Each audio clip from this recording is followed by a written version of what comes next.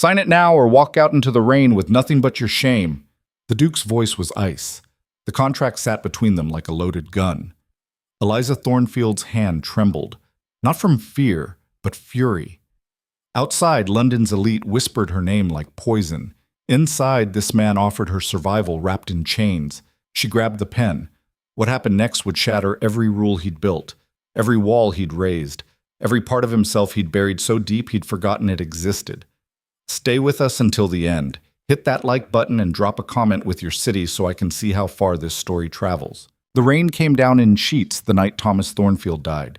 Eliza sat in the darkened study, staring at the ledgers spread across her father's desk like accusation letters. Red ink everywhere. Debts stacked so high they blocked out any future she might have imagined for herself. The candles had burned low hours ago, but she hadn't moved, couldn't move. The numbers kept swimming in front of her eyes, rearranging themselves into worse and worse configurations. £14,000. That's what her father owed. To merchants, to the bank, to men whose names she didn't recognize, but whose threats arrived daily in sealed envelopes. Men who didn't care that Thomas Thornfield had been kind, had been generous, had believed the best in people who fed him lies and took his money. Miss Eliza? She looked up. Mrs. Brennan stood in the doorway, her face drawn tight with something that looked like pity. Eliza hated that look. What is it? There's a gentleman here to see you. At this hour? It was past 10. Respectable people didn't call after dark, not on unmarried women living alone. But then, Eliza wasn't sure she qualified as respectable anymore. The gossip had started within hours of her father's burial. Poor girl. No family, no fortune, and that business with Lord Ashford's son. That business. As if James Ashford forcing a kiss on her in the garden, tearing her dress, leaving marks on her wrists, as if that had been her doing, as if she'd wanted it. But James had told a different story, and his father had money, title, connections. All Eliza had was the truth, and in London society, truth was worth less than nothing when it came up against power. "Who is it?" she asked. Mrs. Brennan's voice dropped to barely a whisper. "The Duke of Asherton." Eliza's blood went cold. Victor Hale. She'd never met him, but everyone knew his name. Everyone knew his reputation.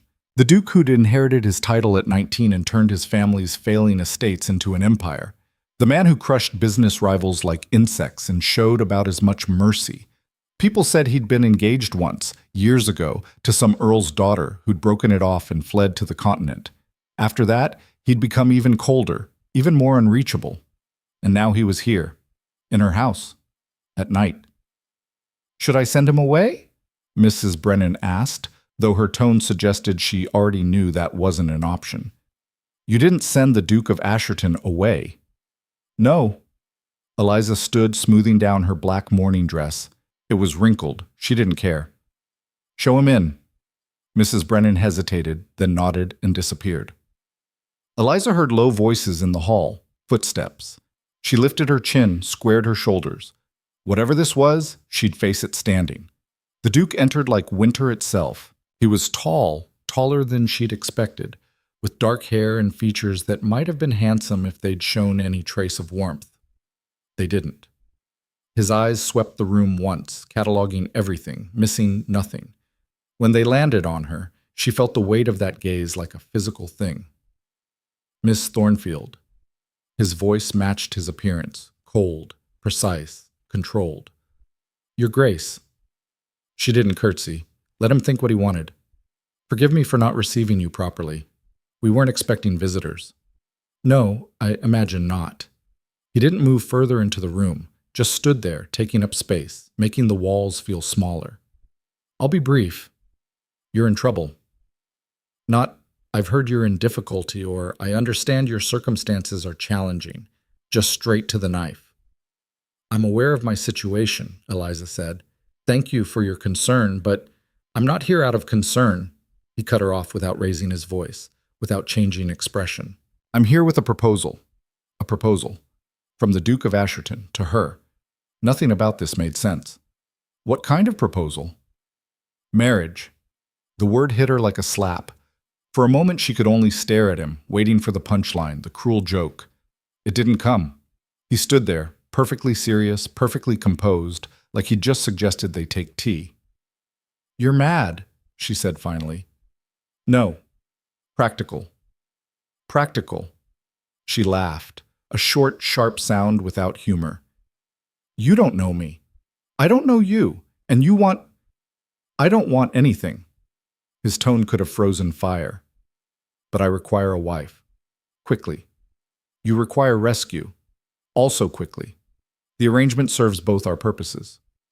Rescue. The word tasted bitter. "I don't need rescuing." "Don't you?" He pulled something from his coat pocket. A folded paper. He set it on the desk between them. Eliza didn't need to open it to know what it was. Another debt notice, another threat. But this one was different. The seal at the bottom belonged to the Crown. "Your father owed money to a government contractor," Victor said. "That contractor has connections. Without payment, charges will be filed. Fraud, embezzlement. The Thornfield name will be destroyed, and you along with it." Her hands clenched into fists. "My father never— I know." For the first time, something flickered across his face. Not sympathy exactly, but acknowledgement. "The contractor is lying, but that won't matter. He has documentation. Forged, certainly, but convincing enough. By the time the truth comes out, if it comes out, you'll have lost everything." "Then why haven't I heard about this?" "Because I bought him off, yesterday." The room tilted. Eliza grabbed the edge of the desk. "You— what?" "I paid your father's debts. All of them. The house is yours, free and clear. So is everything else." "Why would you do that?" "I told you, I require a wife. There are hundreds of women in London who would marry you. Thousands. Women with titles, with families, with expectations." His expression hardened. "I don't want expectations. I don't want romance. I don't want a wife who believes marriage means affection or companionship or any of the other illusions people convince themselves are real." "Then what do you want?" "Someone intelligent enough to manage a household, independent enough not to demand my time, and desperate enough not to refuse." The honesty was brutal. Eliza felt it like a punch to the chest. "You think I'm desperate, aren't you?" She wanted to throw the ledgers at his head. Instead, she held his gaze. "If I say no, then you say no. I'll find someone else. And you'll—" He gestured vaguely at the papers on the desk. "Manage however you can." "You mean I'll be ruined?" "That was already going to happen. The Ashford boy has been quite vocal about your supposed misconduct. His father is pressing the story in all the right circles. By next week, you won't be able to show your face in society without hearing the whispers. And if I marry you, the whispers stop. The Ashfords shut their mouths. You become a duchess. You live in comfort, in security. All I ask in return is that you fulfill your duties as my wife. Public appearances, household management, discretion." "Discretion about what?" "About the fact that this is a business arrangement. Nothing more." Eliza's mind was racing. This couldn't be real. Men like Victor Hale didn't rescue women like her out of the goodness of their hearts. Not that he seemed to have one. There had to be an angle, a hidden cost. "What do you get out of this?" she asked. "The appearance of normalcy. I'm tired of being hounded by matchmaking mothers and ambitious daughters. Marriage removes that problem, and you, Miss Thornfield, have the advantage of being completely unsuitable by society's standards. No one will believe I married you for anything other than my own incomprehensible reasons, which means they'll eventually stop asking questions." "How flattering. I'm not here to flatter you." He pulled out a pocket watch, checked it, snapped it shut. "I have another meeting in an hour. I need your answer now." "Now? You're asking me to decide my entire future in, 5 minutes?" "I'm not asking you to decide anything. I'm telling you the situation. You're free to choose." "That's not the same as freedom." "No," he agreed. "It isn't, but it's more than you had this morning." She hated that he was right. Eliza looked down at the debt notices, the ledgers, the evidence of her father's kind heart and terrible judgment. She thought about the Ashfords, about James's wet mouth and grasping hands, about the way Lord Ashford had smiled when he'd called her a liar. She thought about the women she'd known who'd fallen from grace, where they'd ended up, what they'd had to do to survive. Then she looked at Victor Hale, at his cold eyes and colder expression, at the man who stood in her house offering her a cage and calling it salvation. "If I agree," she said slowly, "what exactly would you expect from me?" "I told you, household management, public appearances." "And at night?" His jaw tightened almost imperceptibly.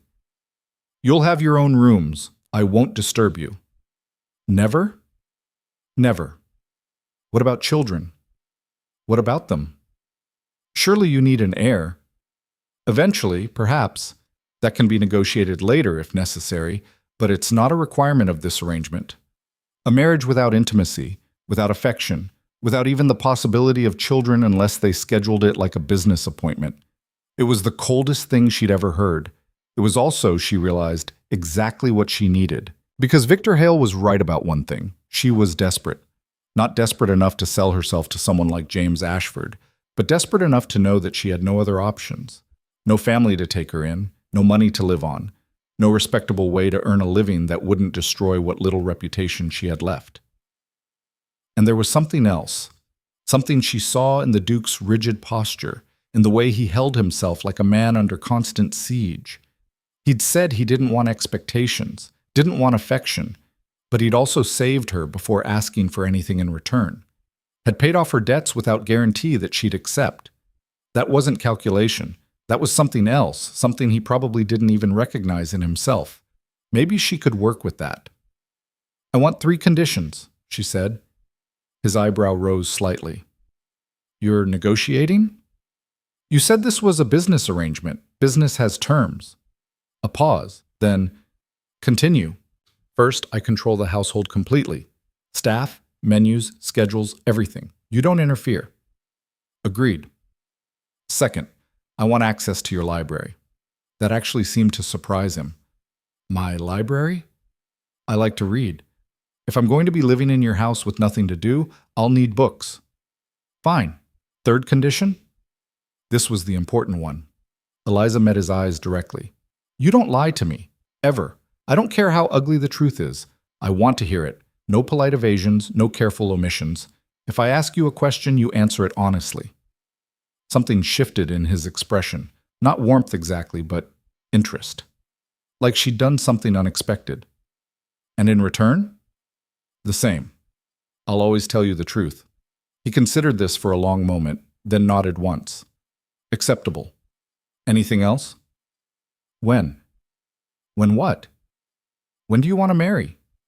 "Tomorrow morning. Special license. I have it already." Of course he did.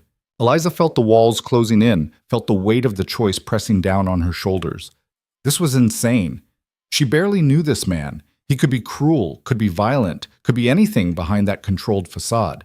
But he could also be exactly what he appeared: cold, distant, and utterly uninterested in her except as a solution to a problem. And maybe that was better than the alternative, better than men who pretended to care while they destroyed you. At least with Victor Hale, she knew exactly where she stood. "Miss Thornfield," his voice cut through her thoughts. "I need an answer." She looked at him one more time, really looked, tried to see past the ice, past the control, to whatever lay beneath. She couldn't. It was like staring at a locked door. Fine. She'd find a way to pick the lock later. "I'll marry you," she said. No emotion crossed his face. He simply nodded, pulled another paper from his coat, the marriage contract, and set it on the desk. "Read it. If you find the terms acceptable, sign it. I'll return at 9 tomorrow morning." He turned to leave, got 3 steps toward the door before Eliza's voice stopped him. "Your Grace?" He glanced back. "Why me? Really? There has to be more to it than just convenience." For a moment she thought he wouldn't answer. Then, "You argued with Lady Morrison at your father's funeral." Eliza blinked. She had done that, actually. Lady Morrison had made some comment about how Thomas Thornfield's death was probably a blessing, given his debts, and Eliza had told her to get out, loudly, in front of everyone. "I heard about it," Victor continued. "Most women in your position would have smiled and nodded and accepted the insult. You didn't. You fought back even when you had nothing left to lose." His eyes held hers. "That interested me." Then he was gone, leaving Eliza alone with a contract and a choice that wasn't really a choice at all. She sat down, read every word of the document twice. It was exactly what he'd promised. Clear terms, no hidden clauses, nothing romantic or sentimental. A business arrangement in legal language. At the bottom, a space for her signature. Eliza picked up the pen. Her hand didn't shake this time. She signed. The wedding took place in a small chapel with only Mrs. Brennan and Victor's solicitor as witnesses. No flowers, no music, no guests. Just words spoken in flat tones and a ring slipped onto her finger, heavy gold, too large, clearly not chosen for her. Victor didn't kiss her, didn't even look at her during most of the ceremony. He answered when required, signed the register, and then said, "The carriage is waiting." Mrs. Brennan hugged her goodbye with tears in her eyes. "You take care of yourself, dear girl." "I will. And if you need anything, I know where to find you." The carriage was black, expensive, anonymous. Victor held the door but didn't offer his hand. Eliza climbed in alone. He followed, taking the seat across from her rather than beside her. The space between them felt like a canyon. They rode in silence through London streets. Eliza watched the city pass. Familiar buildings, familiar corners, all of it already feeling distant, like she was leaving more than just her house behind. "We'll stop briefly at Asherton House in London," Victor said without preamble. "You'll meet the senior staff, then we continue to Thornmere Estate. That's where we'll live primarily." "How far is Thornmere?" 4 hours north." "Will I have a chance to—" "No." He didn't let her finish. "Whatever you need from your father's house, I had packed and sent ahead. Everything else has been settled. You could have asked me There wasn't time." Eliza bit back the sharp response. Took a breath. "I would appreciate being consulted about decisions that affect me." "Noted." His tone suggested he was noting it the way someone might note the weather, observed and immediately dismissed as irrelevant. They fell back into silence. Asherton House was a massive stone building in Mayfair, all columns and stern windows. The staff lined up inside like soldiers for inspection. Victor made curt introductions. "Mrs. Davies, the housekeeper, Mr. Sterling, the butler, various maids and footmen whose names blurred together." They all stared at Eliza like she was a puzzle piece from the wrong box. "Her Grace will be issuing instructions regarding the household," Victor told Mrs. Davies. "You'll report to her directly on all domestic matters." Mrs. Davies' expression suggested she'd rather eat glass, but she curtsied. "Yes, Your Grace." "We're leaving for Thornmere in 20 minutes. Make the arrangements." "Yes, Your Grace." He walked away without another word, disappearing into some office or study. Left Eliza standing there with a housekeeper who clearly resented her and a title she'd worn for less than 2 hours. Mrs. Davies cleared her throat. "If Your Grace would like to rest—" "I'd like tea," Eliza said. "And then I'd like to see the household accounts." "The accounts?" "Yes. If I'm to manage things, I need to know the current state of affairs." "His Grace generally prefers—" "I'm not asking His Grace. I'm asking you." They stared at each other. Mrs. Davies broke first. "I'll have the accounts brought to the drawing room. And the tea." "Thank you." It was a small victory, but sitting in the drawing room 20 minutes later, looking at ledgers that put her father's chaotic bookkeeping to shame, Eliza felt the reality of her situation settle over her like a weight. This was her life now, this cold house with its cold master and its staff who looked at her like an intruder. This arrangement that promised security but delivered isolation. She'd made her choice. Now she had to live with it. The second carriage ride was longer, quieter. Victor spent the entire time reading through papers, making notes in margins, completely absorbed in work. Eliza watched the countryside roll past.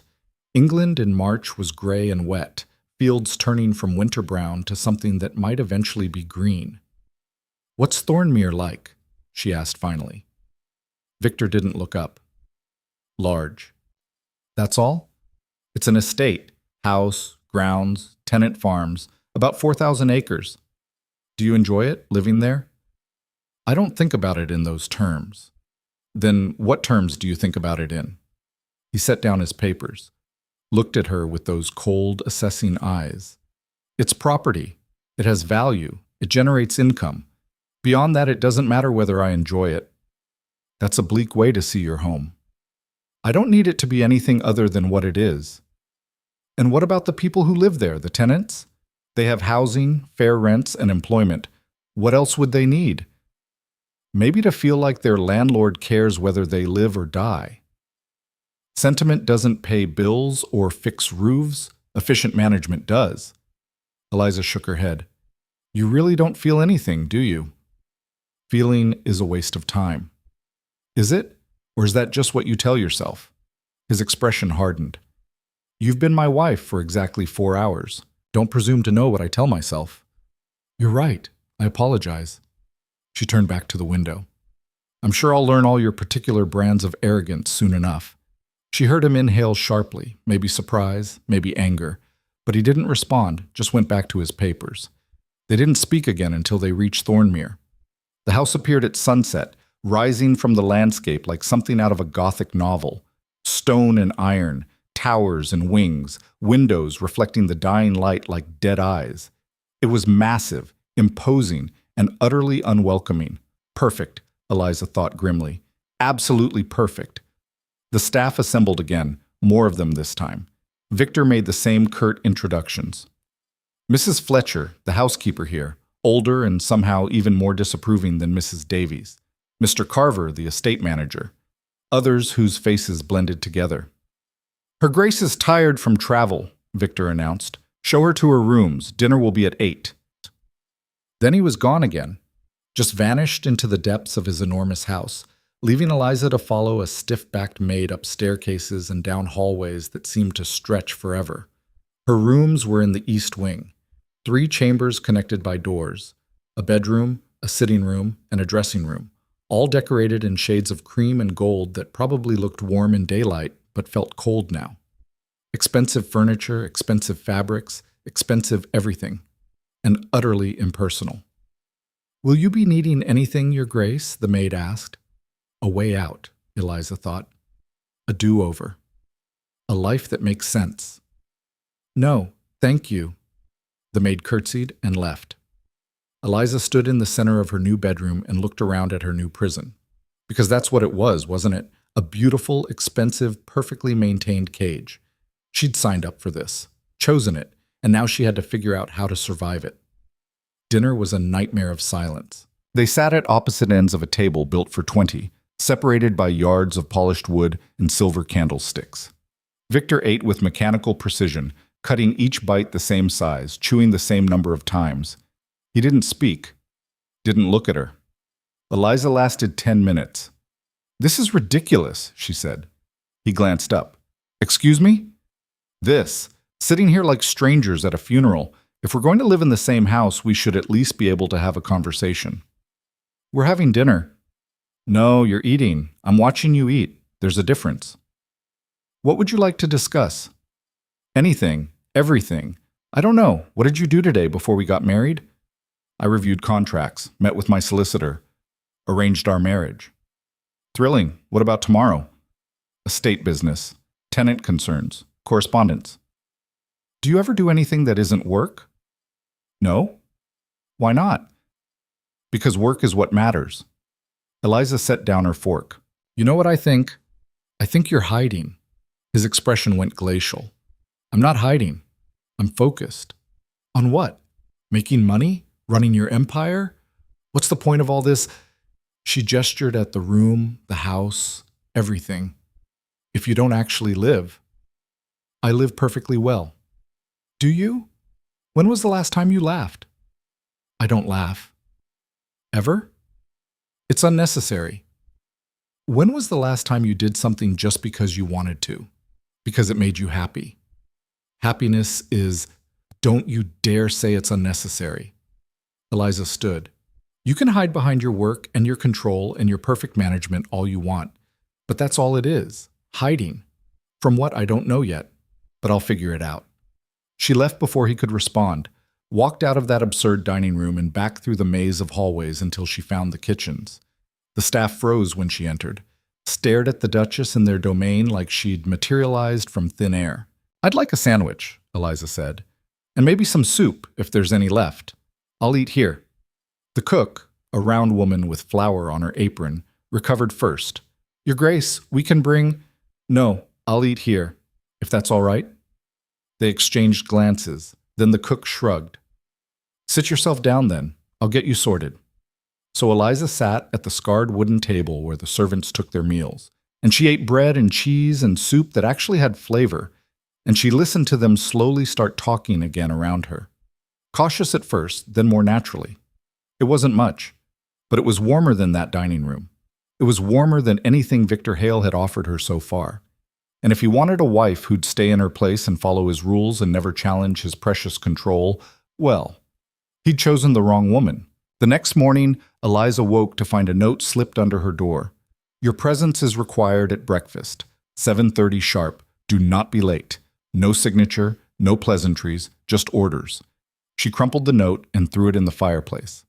Then she got dressed, walked downstairs at exactly 7:45, and entered the breakfast room to find Victor already seated reading a newspaper with his coffee going cold beside him. He glanced at the clock on the mantel. "You're late." 15 minutes. Eliza helped herself to toast from the sideboard. "Hardly a catastrophe." "I said 7:30.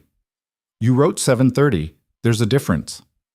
She sat down, not at the far end of the table this time, but 3 chairs away from him, close enough to be deliberately irritating. "If you want to have a conversation with me, try asking instead of ordering." His jaw tightened. "I don't have time for these games."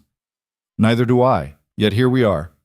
He set down the newspaper with precise, controlled movements. Everything this man did was controlled. "I have a full schedule today. Estate meetings, correspondence with my solicitor in London, a tenant issue that requires resolution. I need to know you won't cause disruptions." "What kind of disruptions?" "The kind you caused last night. Eating in the kitchens, consorting with the staff." Eliza took a bite of toast. Chewed slowly. "I ate dinner. The location is irrelevant." "The location is entirely relevant. You're a duchess now. There are standards. Your standards, not mine." "They're the same thing." "Are they?" She met his cold stare with one of her own. "You wanted a wife who could manage your household. Fine. But you don't get to dictate how I do it. That was the agreement." "The agreement didn't include undermining the social hierarchy of my staff. I had a sandwich with the cook. I didn't start a revolution." "You don't understand." "No, you don't understand." Eliza leaned forward. "These people work 16-hour days keeping your house running. They live in rooms half the size of my dressing closet, and you expect them to pretend I'm some untouchable figure they can't speak to? That's not hierarchy, that's cruelty." Victor's expression went arctic. "My staff are well compensated and well treated. I don't need you to—" "When was the last time you spoke to any of them? Actually spoke to them, not just gave orders?" "That's not relevant." "When was the last time you knew any of their names without checking a list?" His silence was answer enough. Eliza stood. "I'm going to tour the house today. All of it. Including the parts you probably haven't seen in years. Then I'm going to meet with Mrs. Fletcher about the household accounts. You wanted me to manage things. That's what I'm doing." "Wait." She paused at the door. "There's a dinner party. Friday night. 12 guests." His voice was stiff, formal. "Important business associates and their wives. You'll need to act as hostess." "Fine." "Fine?" He sounded almost suspicious. "You're not going to argue?" "Why would I? You said public appearances were part of the arrangement. This is a public appearance." She smiled, sharp and cold. "I'll be the perfect duchess. Charming, graceful, everything they expect, just like you wanted." She left him sitting there, and she could feel his eyes on her back all the way out of the room. The house tour took 6 hours. Thornmere was even larger than she'd thought. Dozens of rooms, most of them closed off and unused. Guest chambers filled with furniture under dust cloths. A ballroom that hadn't seen a party in what looked like decades. A conservatory with dead plants and broken glass. "His Grace doesn't entertain much," Mrs. Fletcher said, her tone suggesting this was an understatement. "The last dinner party was 3 years ago." "What about family visits?" "He has no family, Your Grace. There was a cousin once, but they had a falling out. And his parents passed when he was young." Eliza ran her finger along a windowsill, came away with dust. "What about the Duke himself? What does he do when he's not working?" Mrs. Fletcher looked genuinely puzzled by the question. He works, Your Grace. That's what he does. They moved through more rooms, a study filled with ledgers and maps, a smoking room that smelled like it had never been used, and then, at the end of a long hallway in the west wing, a locked door. What's in there? Eliza asked. The Duke's private rooms. Mrs. Fletcher's voice went carefully neutral. No one goes in except His Grace. Not even to clean? Not even then. Interesting. Eliza filed that information away and kept walking. The accounts were worse than she'd expected. Not in terms of money, Victor clearly had plenty of that, but in terms of waste. Deliveries that came twice as often as needed. Staff doing redundant tasks because no one had bothered to coordinate. Expenses that could be cut in half with minor adjustments. She spent the afternoon in her sitting room, making notes, drawing up new schedules. Mrs. Fletcher came by at 4 with tea and a worried expression. Begging your pardon, Your Grace, but His Grace has always preferred things done a certain way. I'm sure he has. Eliza didn't look up from her writing. But certain ways aren't always the best ways. He won't like changes. Then he shouldn't have put me in charge of the household. Mrs. Fletcher wrung her hands. It's just, the last time someone tried to change things, Eliza set down her pen. What happened? She lasted 3 weeks. Then she left. She? Who? Understanding hit. The woman he was engaged to. Mrs. Fletcher nodded miserably. Lady Catherine. She was lovely, kind, tried to make the house warmer, more welcoming. But His Grace, he didn't take well to it. They argued, terrible arguments, and then one day she was just gone. Did he tell you why? He doesn't explain himself to staff, Your Grace. No, Eliza thought. He wouldn't. She picked up her pen again. Well, I'm not Lady Catherine, and I'm not leaving. That night at dinner, she sat in the same spot, 3 chairs away. Victor ignored her presence entirely, reading through correspondence while he ate. She let the silence stretch for 15 minutes before she spoke. I'm implementing some changes to the household management. He didn't look up. What kind of changes? More efficient supply ordering, revised staff schedules, reduction in redundant expenses. Fine. Just like that? No questions? You said you wanted control of household matters. This falls under that category. He turned a page. As long as it doesn't affect my work, I don't care. What if it does affect your work? Now he looked at her. Then we'll have a problem. Everything affects everything, Your Grace. That's how houses work, how life works. Not in my experience. Maybe your experience is limited. His eyes narrowed. You've been here 2 days. Don't presume to lecture me about my own home. Someone needs to. This place is a mausoleum. It's efficient. It's dead. Eliza gestured at the cavernous dining room, the silent halls beyond. When was the last time you had a guest who wasn't here for business? I don't have guests. When was the last time you did anything in this house besides work and sleep? I don't need to do anything else. That's sad. He stood abruptly, chair scraping against the floor. I don't require your pity or your analysis. I require you to fulfill your duties as agreed. Can you do that? Or was I mistaken in thinking you capable? Eliza stood too, meeting his glare. I'm perfectly capable. The question is whether you're capable of living with someone who doesn't just nod and agree with everything you say. I didn't marry you to be challenged. No. You married me because I challenged Lady Morrison at a funeral. You can't have it both ways. They stared at each other across the table. The tension crackled like lightning before a storm. Finally, Victor grabbed his papers. I have work to do. Of course you do. He left without another word. Eliza sat back down and finished her dinner alone, but she was smiling because she'd gotten to him, cracked that perfect control, just a little. And if she could crack it once, she could do it again. The next 3 days fell into an uneasy rhythm. Victor disappeared into his work, meetings with Mr. Carver about crop rotations, correspondence with business associates in London, hours locked in his study reviewing contracts. Eliza threw herself into the household with equal intensity. She reorganized the supply deliveries, cutting costs by nearly 30%. She revised the staff schedules so the maids weren't working themselves to exhaustion. She had the conservatory cleaned and replanted. Small changes, practical changes. But changes nonetheless. The staff watched her warily at first, testing her, waiting to see if she'd last longer than Lady Catherine. Eliza didn't try to win them over with kindness or charm. She just worked, rolled up her sleeves, learned their names, asked questions about how things actually functioned instead of how they were supposed to function. By Thursday, Mrs. Fletcher had stopped wringing her hands. By Thursday night, the cook, Mrs. Brennan, not the same woman from London but just as round and twice as fierce, started saving her a plate when she came down to the kitchens after the formal dinners. "You don't have to keep eating with us, Your Grace," Mrs. Brennan said, though her tone suggested she'd be disappointed if Eliza stopped. "I like it here." Eliza bit into a meat pie that was better than anything served upstairs. "People actually talk, have conversations. It's refreshing." "His Grace won't like it." "His Grace has made his preferences abundantly clear. Lucky for all of us, I don't share them." The kitchen erupted in nervous laughter. Victor, as expected, noticed. Friday morning, another note under her door. "Tonight's dinner is crucial. Lord Pemberton controls half the shipping contracts in the north. His wife is a gossip with connections to every major household in England. I need this evening to go perfectly. Do not embarrass me."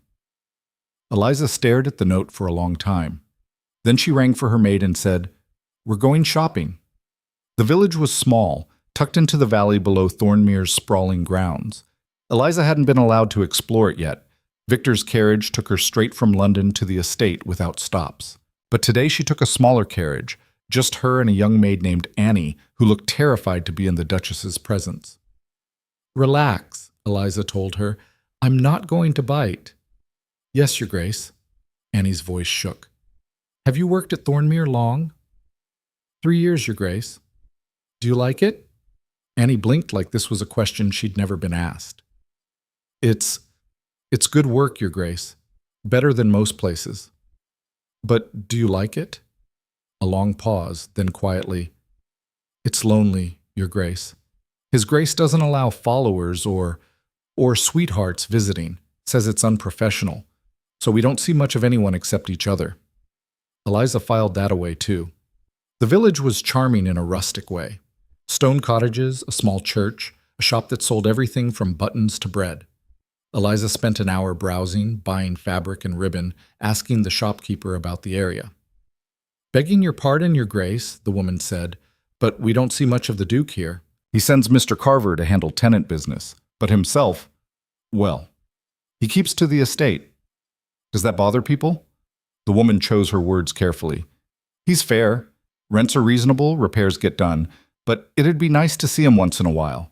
Know he cares about more than just the income we provide." When Eliza returned to Thornmere, she found Victor waiting in the entrance hall. His expression was thunderous. "Where were you?" "Shopping." "Shopping." He said it like she'd claimed to be robbing banks. "You left the estate without informing anyone of your whereabouts." "I informed Annie and the driver." "You informed the staff, not me." "Did you need me for something?" "That's not the point." "Then what is the point?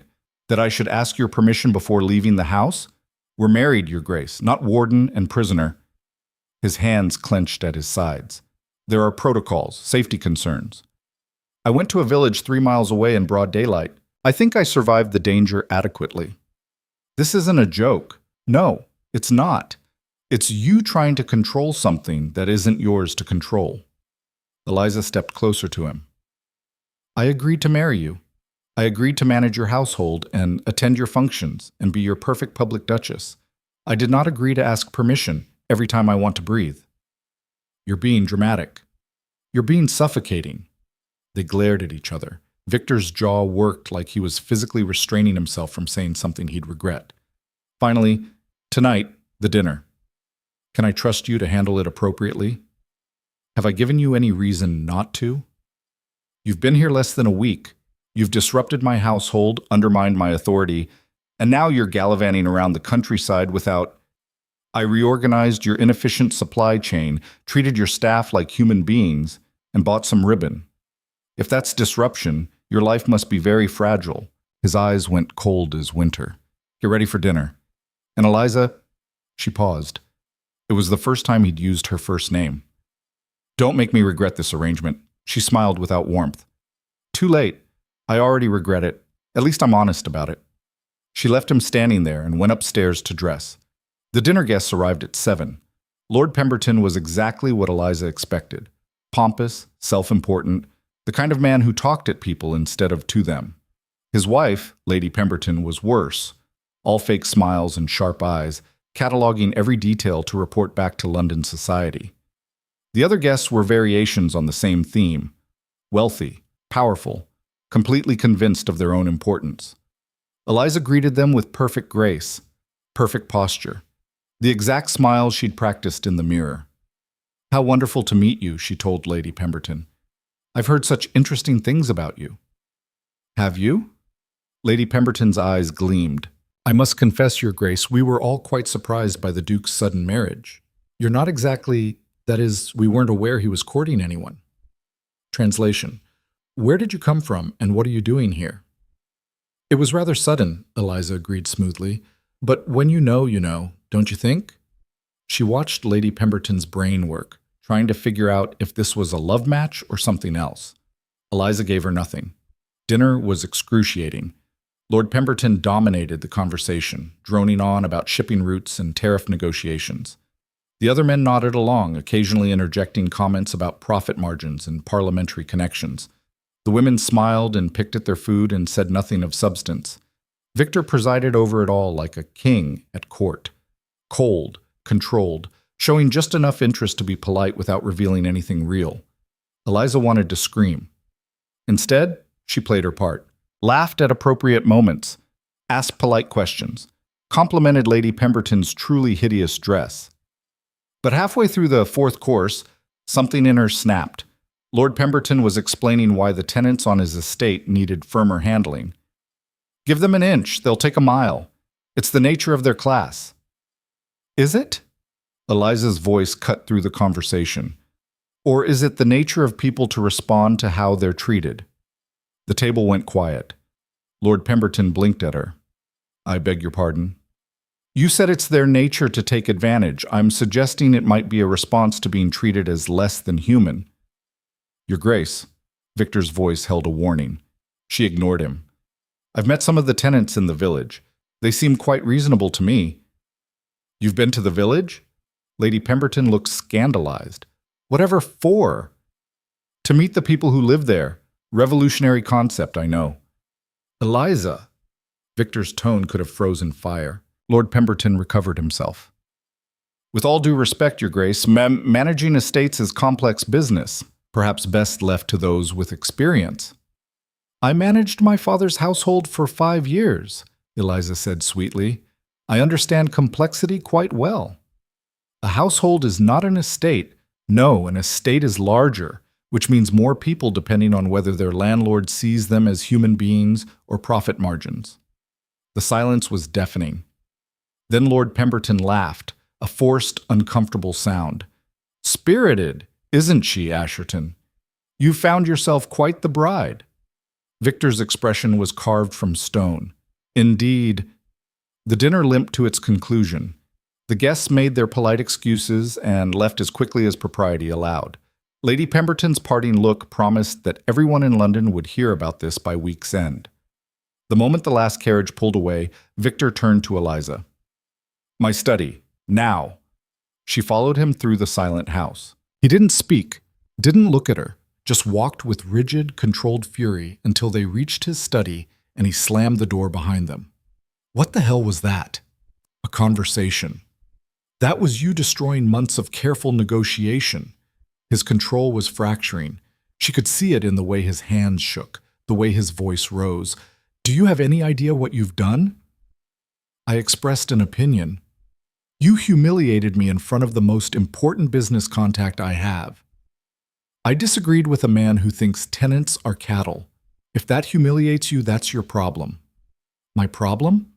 He stalked toward her. You are my problem. You agreed to this arrangement. You agreed to be my wife, to support me, to be your pretty puppet? No, I agreed to be your duchess and manage your household. I never agreed to sit silently while men like Pemberton talk about human beings like they're livestock. This isn't about morality. Everything is about morality. You can't just separate business from humanity and pretend it doesn't matter. I can and I do. That's how the world works. That's how your world works. It's cold and empty, and you've convinced yourself that makes you strong, but really it just makes you alone. He stopped. Something flickered across his face. Pain, maybe, or recognition. Then the walls slammed back up. Get out. Victor, get out. Eliza left. She went to her rooms, changed out of her dinner dress, and sat by the window staring out at the dark grounds. Her hands were shaking, not from fear, from rage.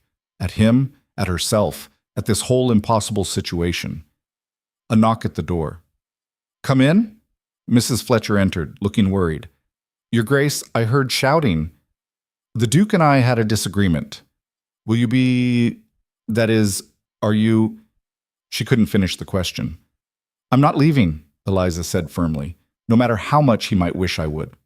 Mrs. Fletcher nodded slowly. Good. This house needs someone who fights back. After she left, Eliza sat in the darkness and thought about Lady Catherine. About how she'd tried to change things and failed. About how she'd left. Eliza wasn't leaving, but she also couldn't keep doing this, couldn't keep smashing herself against Victor's walls and expecting them to crack. She needed a different strategy. The next morning, she found him in his study. He didn't look up when she entered. I'm sorry, she said. That got his attention. What? I'm sorry. Last night was important to you, and I ruined it. That wasn't fair. He studied her suspiciously. What are you doing? Apologizing. Isn't that what people do when they've made a mistake? You don't think you made a mistake. You think I'm wrong. I think we're both wrong, and both right. And we're going to keep destroying each other if we don't find some kind of middle ground. She sat down across from him. You want control. I want freedom. Those things don't have to be incompatible, don't they? Not if we actually talk to each other instead of just fighting. Victor set down his pen, looked at her with those cold, assessing eyes that she was starting to realize hid something much more complicated. What do you want from me, Eliza? The truth. That's all I've ever wanted. She leaned forward. Why did you really marry me? And don't give me that answer about convenience and desperation. There's more to it. There isn't. There is. You chose me specifically. Out of all the desperate women in London, you chose me. Why? A long silence. Then, because you reminded me of someone. Who? Myself, before I learned better. He stood, turned away from her. You still think fighting matters, that passion and conviction can change things. I used to think that too. What happened? I learned I was wrong. Or maybe you just gave up. He spun back. I didn't give up. I adapted. There's a difference. Is there? Because from where I'm sitting, you look like a man who's buried himself so deep in control and discipline that he's forgotten what it's like to actually feel anything. Feeling doesn't help. Feeling is the only thing that helps.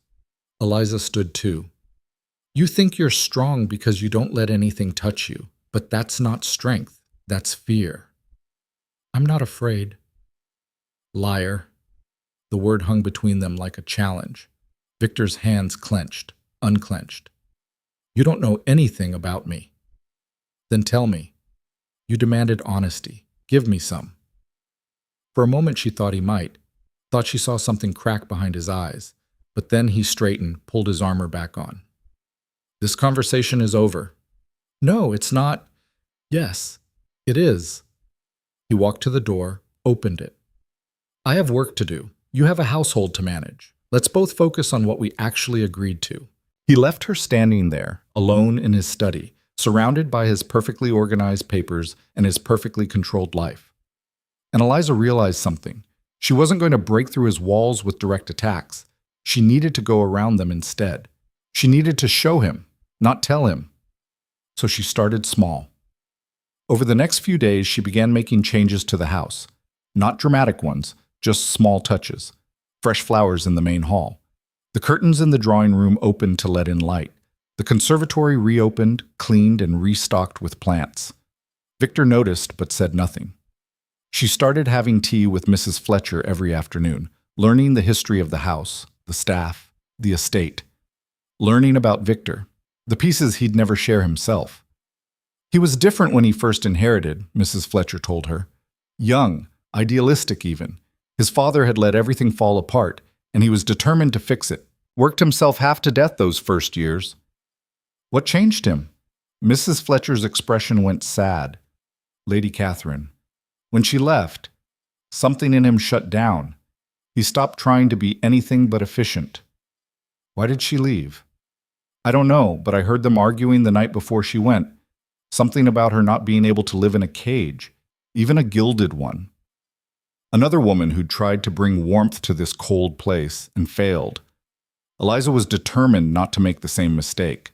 So instead of fighting Victor's control, she started working around it, making the house warmer without asking permission, bringing life back to dead spaces. Slowly, carefully, one small change at a time. And he couldn't argue with it, because technically she was just managing the household, exactly what he'd hired her to do. But 2 weeks after the disastrous dinner, something shifted.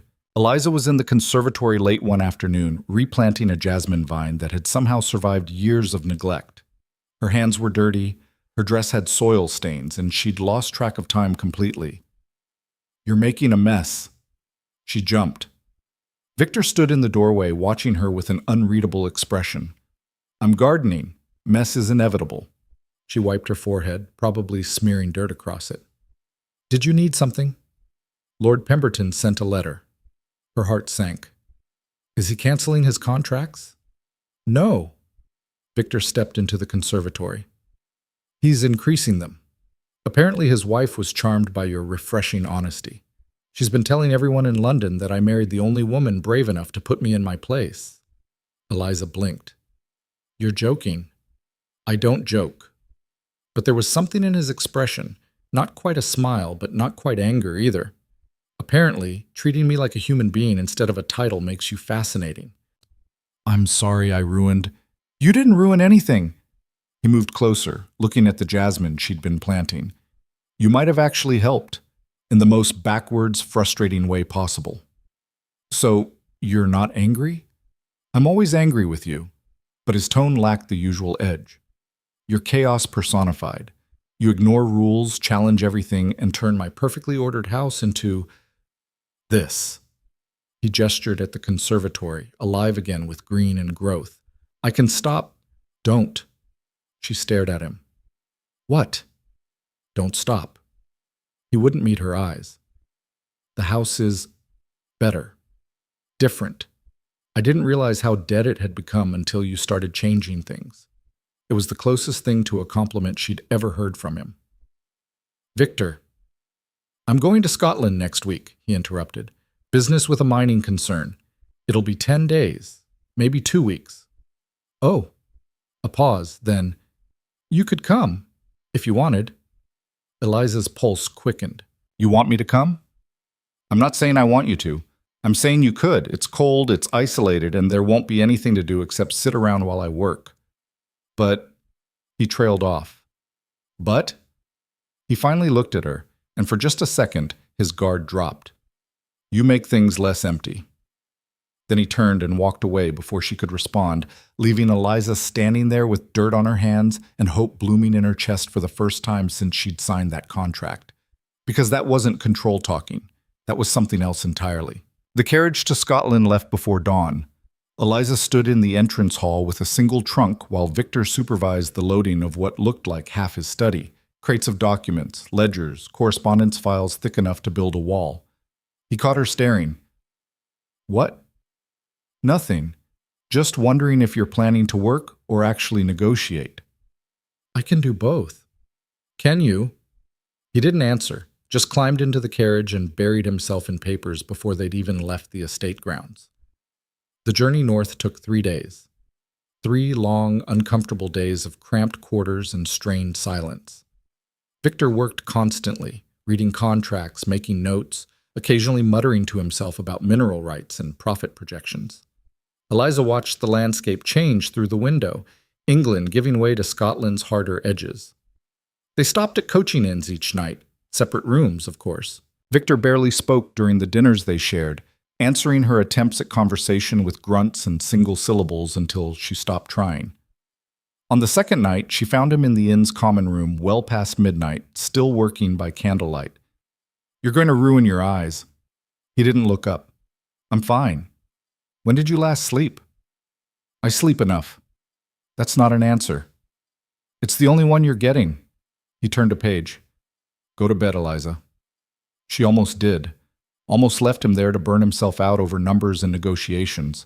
But something in the set of his shoulders stopped her. The rigid line of tension, the white-knuckled grip on his pen. "What are you so afraid of?" That got his attention. His head snapped up. "Excuse me?" "You work yourself into the ground. Never rest, never stop. What are you running from?" "I'm not running." "Yes, you are. I just can't figure out what's chasing you." His jaw clenched. "You don't know what you're talking about? Then explain it to me." "Why? So you can psychoanalyze me over breakfast?" "No, thank you." Eliza sat down across from him, uninvited. "You asked me to come on this trip. Why?" "I told you. I make things less empty. I remember. But why does that matter to you? You've spent years building walls, keeping everyone at a distance. Why let me in now?" Victor set down his pen very carefully. "I haven't let you in." "Haven't you? You notice when I leave the estate. You care about the changes I make to the house. You invited me here." She leaned forward. "That's not nothing. It's also not an invitation to dissect my motivations. What if I want to understand you?" "Why would you want that?" "Because we're married. Because we're stuck with each other. Because—" She stopped herself. "Because what?" "Because I'm starting to care," she didn't say. "Because underneath all that ice, I keep seeing glimpses of someone worth knowing. Because I'm curious," she said instead. He studied her face like he was trying to read encrypted text. Then he gathered his papers. "Good night, Eliza." "Victor," I said good night. He left her sitting there, and she didn't try to follow. They reached the mining settlement late on the third day. It wasn't really a town, just a collection of rough buildings clustered around the mouth of a mine carved into the mountain. Cold rain fell in sheets, turning the ground to mud. "Charming," Eliza muttered as the carriage lurched to a stop. The mine owner, a man named Douglas McLeish, met them with aggressive enthusiasm. He was broad-shouldered and loud, with a handshake that could crush stone. "Your Grace, finally! And this must be the new Duchess. Heard you'd gotten yourself hitched, Asherton. About time, I'd say." McLeish, Victor's tone was pure business. "I trust the accommodations are ready?" "Aye. The cottage is yours, not fancy, but it's warm and dry." He shot Eliza an apologetic look. "Sorry, Your Grace, we don't get many fine ladies up here." "I'll manage," Eliza said. The cottage was small. 2 rooms, basic furniture, a fireplace that looked like it had seen better decades. Nothing like Thornmere's sprawling luxury, but McLeish was right about one thing. It was warm. "I'll be at the mine most of the time," Victor told her, already pulling on a heavy coat. "McLeish is expanding the operation, and I need to see the numbers in person before I commit additional funds. So I'm just supposed to sit here?" "You're supposed to stay dry and warm. This isn't London, Eliza. It's dangerous up here." "I'm not made of glass." "No, but you're also not dressed for a mining camp." He glanced at her traveling dress. Expensive fabric, impractical buttons. "Stay in the cottage. I'll be back by nightfall." Then he was gone, leaving her alone in a strange place with nothing to do but watch the rain. She lasted 2 hours. Then she borrowed a heavy cloak from the cottage's sparse closet, wrapped herself against the cold, and went exploring. The mining camp was rough but functional. Men moved through the mud in groups, their faces blackened with coal dust. They stared when they saw her, a woman in fine clothes, completely out of place, but they nodded respectfully, touched their caps. She found the mine entrance guarded by a foreman who looked alarmed when she approached. "Your Grace, you shouldn't be here. I'm looking for the Duke." "He's underground with Mr. McLeish, inspecting the new shaft." "How long will that take?" "Hours, Your Grace. It's deep work." Eliza looked at the dark mouth of the mine, felt the cold air breathing out of it.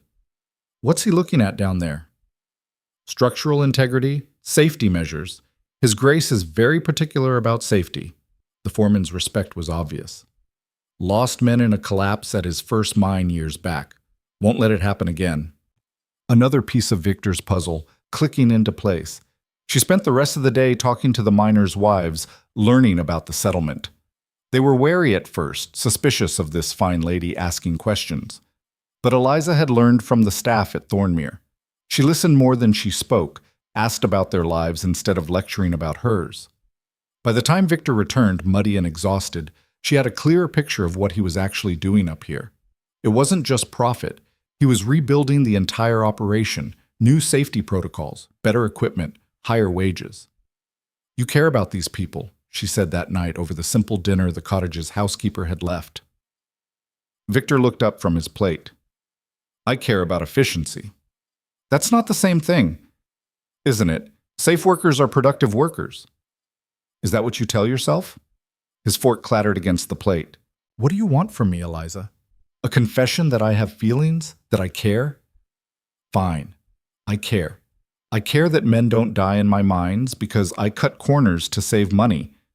Does that satisfy your need for emotional honesty?" "Yes, actually. It does." He blinked. "What?" "I like knowing you're not actually made of ice.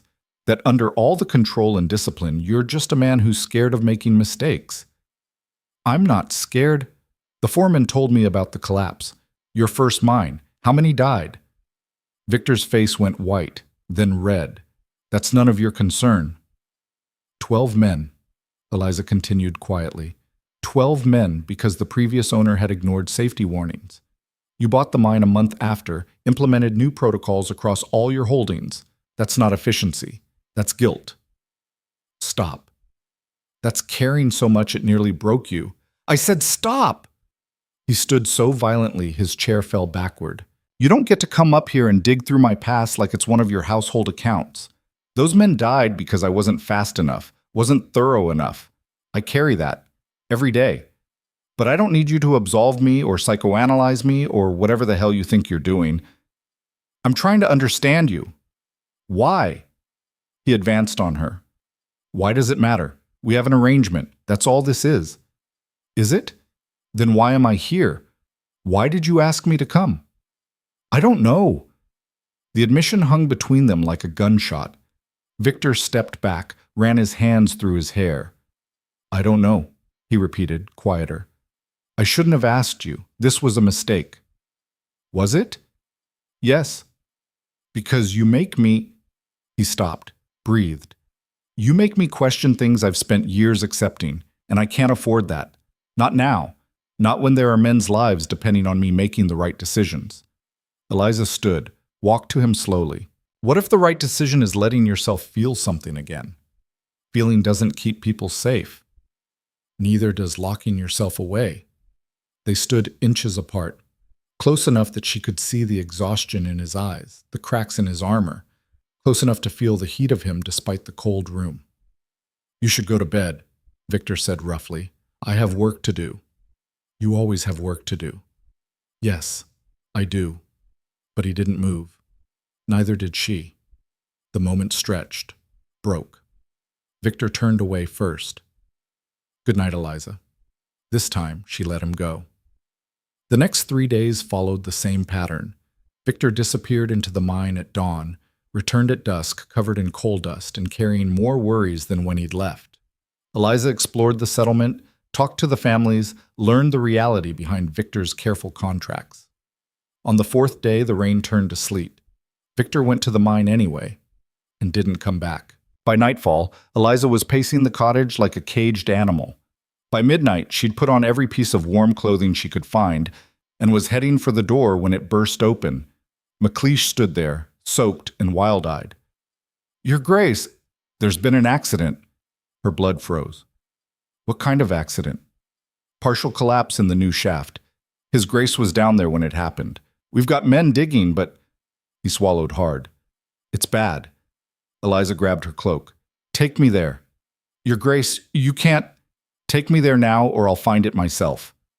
McLeish took her. The mine entrance was chaos. Men shouting, running, hauling equipment. The foreman saw her and tried to intercept. Your Grace, please, it's not safe. Where is he? 40 feet down. There's debris blocking the passage. We're clearing it as fast as we can, but what? The foreman's expression was bleak. There's not much air down there. And we don't know if he's injured. Eliza felt the ground tilt under her feet. How long? How long what? How long does he have? 2 hours. Maybe 3 if he stays calm and doesn't move around much. 2 hours. Maybe 3. She looked at the mine entrance, that black mouth swallowing light and hope. Thought about Victor trapped in the dark, alone, probably working through every calculation of his survival odds with that same cold precision he applied to everything. I'm going down. Absolutely not. I said I'm going down. You can help me or get out of my way. McLeish stepped forward. Your Grace, with respect, you'll only complicate the rescue. I won't. I'll stay out of the way. But if he's conscious, if he's alone and scared, her voice cracked. He needs to know someone's coming for him. They stared at her. She stared back. Finally, McLeish cursed under his breath. Get her a lamp and a rope, and if anything happens to her, the Duke will have all our heads. They lowered her into darkness. Eliza had never been afraid of enclosed spaces before, but the mine was different. Pressing in from all sides, swallowing sound, smelling of earth and old fears. The lamp cast wild shadows. Her breath echoed back at her. Keep going, a voice called from above. Follow the main shaft. Don't touch the support beams. She moved forward. The passage narrowed. Somewhere ahead she heard voices. The rescue team digging through the collapse. She called out to them. How much longer? 30 minutes, maybe less. A pause. Is someone with you? The Duchess. McLeish's voice from somewhere behind her. Don't ask. She kept going. The passage turned, opened into a small chamber. And there, on the far side of a pile of rubble that hadn't been there yesterday, she heard something that made her heart stop. Coughing. Victor? Her voice echoed strangely. Victor, can you hear me? A long pause, and then, Eliza? He sounded wrong, strained, hoarse. I'm here. The rescue team is clearing the debris. You're going to be fine. You shouldn't be down here. More coughing. Dangerous. Yes, well, I've been told I make poor decisions. A sound that might have been a laugh, might have been pain. Stubborn. Pot, meet kettle. She pressed herself against the rubble, trying to see through the gaps. Couldn't. Are you hurt? Leg. Trapped. His breathing was labored. Rock fell. Can't move it. How bad? Bad enough. Terror clawed at her throat. She swallowed it down. The men are working as fast as they can. You just need to hold on. Eliza. His voice was fading. If I don't you dare. Listen, please. Another coughing fit. When he spoke again, his words came slower. I was wrong about everything. You were right. I was hiding, running, too afraid to feel anything because feeling meant remembering what I'd lost. Victor, save your strength. No. Need to say this. A rasping breath. You make me remember what it's like to be alive, not just surviving, actually living. And I fought it because I was terrified of losing that again. Losing you. Tears burned her eyes. You're not losing me. You're going to be fine. Maybe. Maybe not. But you need to know. His voice cracked. Marrying you wasn't just strategy. From the moment I saw you at your father's funeral, standing in the rain looking like you'd fight the whole world if you had to, I wanted that. Wanted someone who wouldn't break, who'd challenge me, push back, refuse to let me disappear into my work. Then don't disappear now. Trying not to. He coughed again, worse this time, getting hard to breathe. Hey, stay with me. She pressed her hands against the rock like she could push through it by force of will. Talk to me. About anything. About what? Tell me something true. Something you've never told anyone. Silence. Then, I'm scared. The admission broke something in her chest. Of dying? Of living. of letting someone matter enough to hurt me again.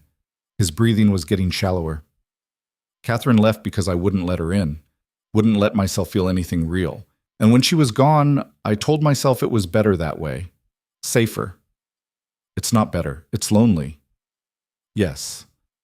So quiet she almost missed it. So lonely. Behind her, she heard the rescue team working faster, voices calling measurements, coordinates, the sound of rock being moved. They're almost through, she told him. Just hold on a little longer. Eliza. He was fading. She could hear it. If I don't make it, you're going to make it. If I don't, the estate. Everything. It's yours. Papers are in my study, left drawer. I don't want your estate. I want you alive. Can't always get what we want. Yes, we can. We just have to fight for it. She was crying now, didn't care who heard. You taught me that. Every time you rebuilt a mine, renegotiated a contract, refused to accept things as they were, you were fighting. So fight now. Fight for this. A sound from the other side. Movement. Then Victor's voice, barely a whisper. What if I'm too tired? Then I'll fight for both of us. The rescue team broke through. They pulled her back as they cleared the opening, widened it enough for men to squeeze through. McLeish went first, then two others. She heard them talking to Victor, assessing the damage, heard the scrape of metal against stone. Then McLeish's voice, grim. We need more men. The rocks pinned his leg at a bad angle.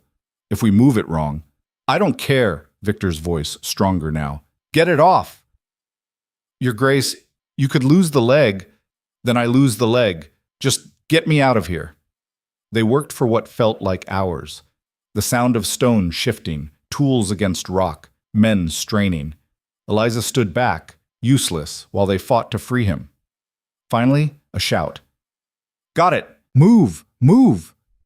They carried Victor out on a makeshift stretcher. His face was gray with pain and coal dust, his leg twisted at an angle that made her stomach turn, but his eyes found hers as they passed. You came down here, he said, into the mine. Of course I did. Why? Because you matter to me. She took his hand. It was cold, trembling. Because somewhere between your cold proposals and colder dinners, I started caring whether you lived or died. And I know that wasn't the arrangement, but I don't give a damn about the arrangement anymore. His fingers tightened around hers. Eliza, don't talk. Just stay alive. We'll figure out the rest later. They brought him to the surface. The camp's doctor, a grizzled man who looked like he'd seen everything, examined the leg with gentle hands and a worried expression. Broken in 3 places. Could be worse. No compound fractures. But he's lost blood, and there's risk of infection. He looked at Eliza. He needs proper medical care. A hospital. How far? Edinburgh. 8 hours by carriage. Then we leave now. Your Grace, it's the middle of the night. Roads are... I don't care if we have to fly there. Get him ready to move. McLeish arranged the fastest carriage, the best driver, blankets and supplies for the journey. They loaded Victor carefully, his face gray with pain despite the laudanum the doctor had given him.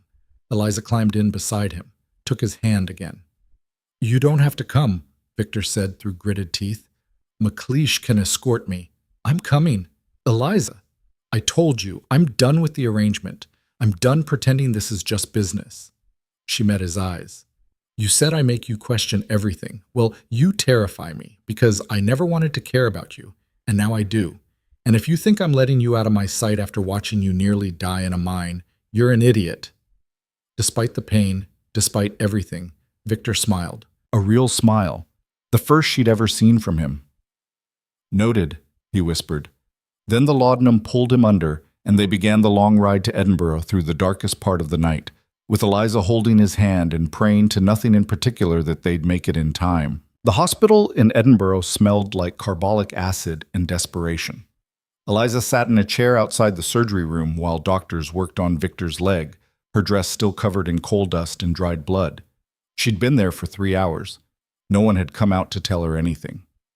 A nurse finally appeared, young and harried. Your Grace? The surgeon wants to speak with you. Eliza stood so fast the room spun. Is he... He's alive. but Dr. Morrison wants to discuss the injury. The surgeon was a tall man with kind eyes and hands that trembled slightly when he wiped them on a cloth. Your Grace, your husband is stable, but the leg. He paused. The breaks are severe. We've set them as best we can, but there's significant damage to the muscle and tissue. He'll need months of recovery. And even then what? He may not walk properly again. There could be permanent limitation of movement, pain. He'll need a cane, possibly for the rest of his life. Eliza absorbed this. Thought about Victor, who controlled everything, who needed perfection in all things. A man who saw weakness as failure. Does he know? Not yet. He's still unconscious from the anesthesia. Dr. Morrison's expression was sympathetic. I wanted to prepare you first. Some men, they don't take this kind of news well, especially men of his station. Can I see him? Of course, but he won't wake for several hours. Victor lay in a private room, pale against white sheets. His leg was wrapped in plaster and splints, elevated on pillows. Without his usual rigid posture, without that cold mask he wore, he looked younger, vulnerable. Eliza pulled a chair close and took his hand. You're going to hate this, she said quietly. Hate being stuck in bed, hate needing help, hate every second of recovery. And you're going to try to work through it because that's what you do. You push through pain like it doesn't matter. She tightened her grip on his fingers. But I'm not letting you do that alone, you hear me? You're stuck with me now. His hand twitched in hers, nothing more. She stayed. When Victor finally woke, the sun was setting. His eyes opened slowly, unfocused, then found her face. Eliza. Hey. She leaned forward. How do you feel? Like I got crushed by a mine. His voice was rough, which I suppose I did. The surgery went well. Dr. Morrison says, I know what he says. Victor's expression was carefully blank. I woke up earlier, briefly. He told me. Oh, a cane, possibly permanent damage, months of recovery. He stared at the ceiling. Wonderful. It could have been worse. Could it? Because from where I'm lying, it feels fairly catastrophic. You're alive. That's not catastrophic. Isn't it? He turned his head to look at her. I built everything on control, on strength, on never showing weakness, and now I'm...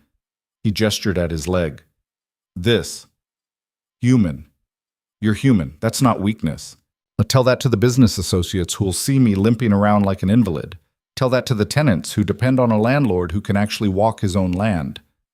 They depend on a landlord who cares whether they live or die. The walking is optional. Victor closed his eyes. You don't understand.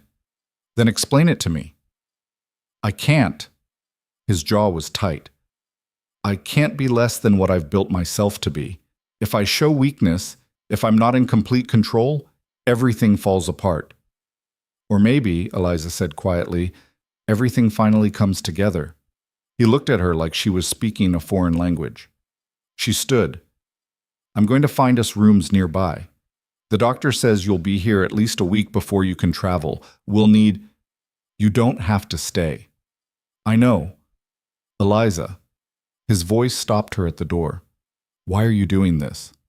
I told you, you matter to me. That's not a good enough reason to put your life on hold. She turned back. What would be a good enough reason? I don't know, but not... He gestured vaguely at himself. Not this. Not me like this. Like what? Injured? Vulnerable? Actually needing someone for once? She walked back to his bed. You're right about one thing. This isn't the arrangement we made. This is something else entirely. And if you want me to leave, say it. Tell me directly that you don't want me here, and I'll go. The silence stretched. I can't, Victor said finally. Can't what? Can't tell you to leave. He wouldn't look at her. I should. It would be easier, but I... The words seemed to cost him something. I don't want you to go. Eliza felt something crack open in her chest. Then I'm staying. Even though I'm going to be impossible, angry and stubborn and probably cruel because I hate this? Especially then. He finally met her eyes. You're insane. Probably. You married me, remember? What does that make you? Despite everything, he almost smiled. Equally insane. She found rooms at a boarding house 2 streets from the hospital. Small, clean, nothing like what a duchess should occupy. She didn't care. The landlady, Mrs. Campbell, was a sharp-eyed woman who took one look at Eliza's exhausted face and coal-stained dress and said, "Tea first, explanations later." Over tea and bread, Eliza told her about the accident.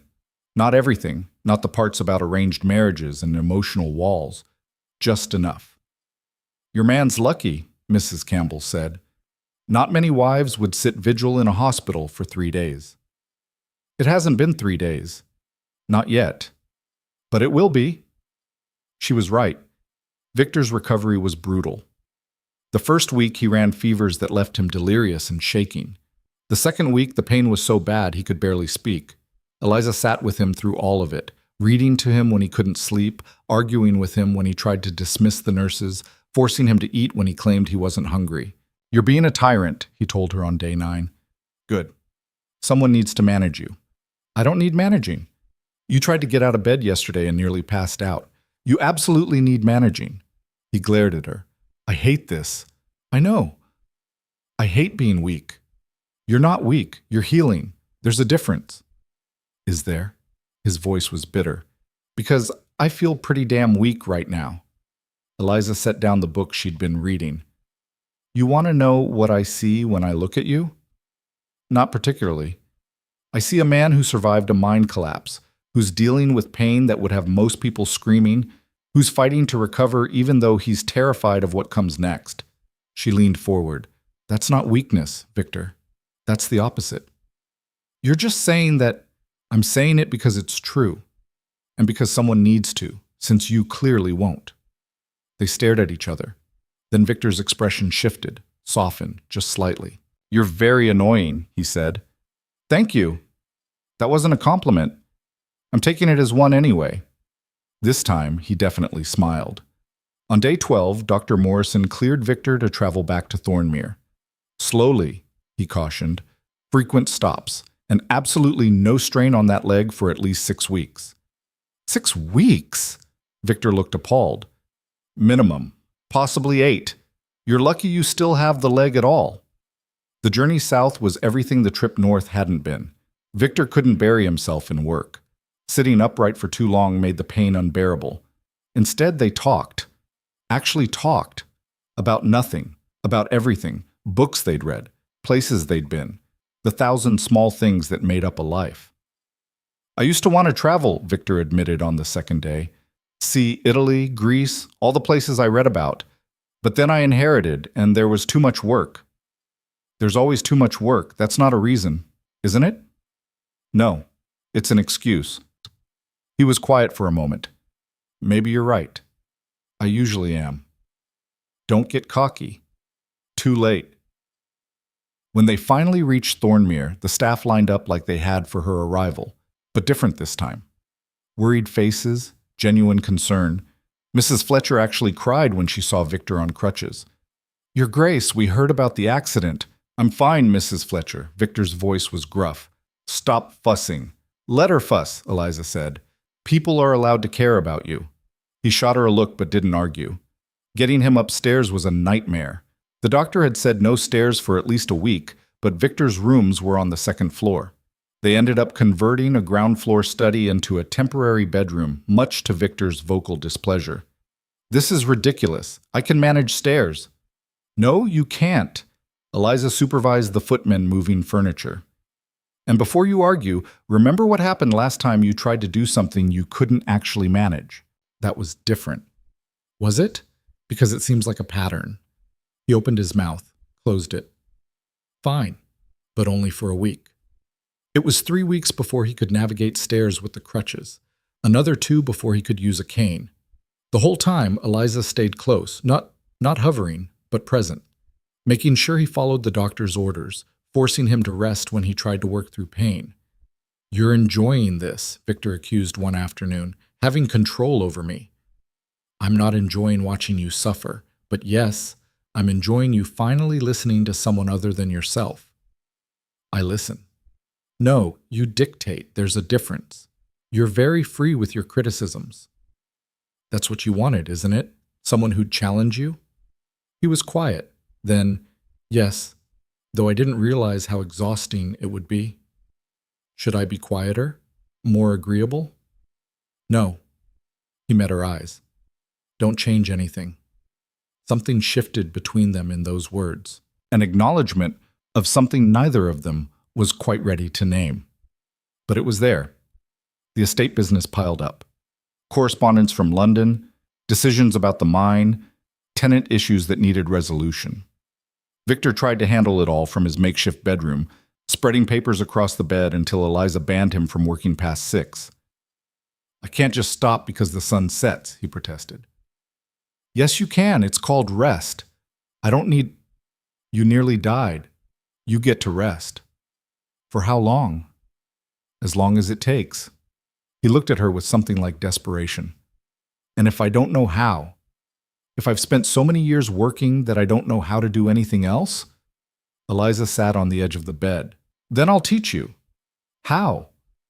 We'll start small. Dinner without discussing business. An hour in the conservatory without you calculating profit margins. Actual conversation instead of negotiations. That sounds terrifying. It probably will be. But you survived a mine collapse. I think you can survive being human for a few hours a day. He reached for her hand, held it. What if I'm bad at it? Then you'll be bad at it, and we'll figure it out together. His fingers tightened around hers. I don't know what I did to deserve you. You didn't have to deserve me. You just had to let me in. That night they had dinner in the converted study, just the two of them. No formality, no distance. Victor was still weak, still in pain, but he tried, asked her about her day, listened to her talk about the changes she was making to the household. The conservatory is thriving, she told him. Mrs. Fletcher says it hasn't looked this good in years. I'm glad. You should come see it when you're stronger. I will. He paused. Eliza? Yes? Thank you.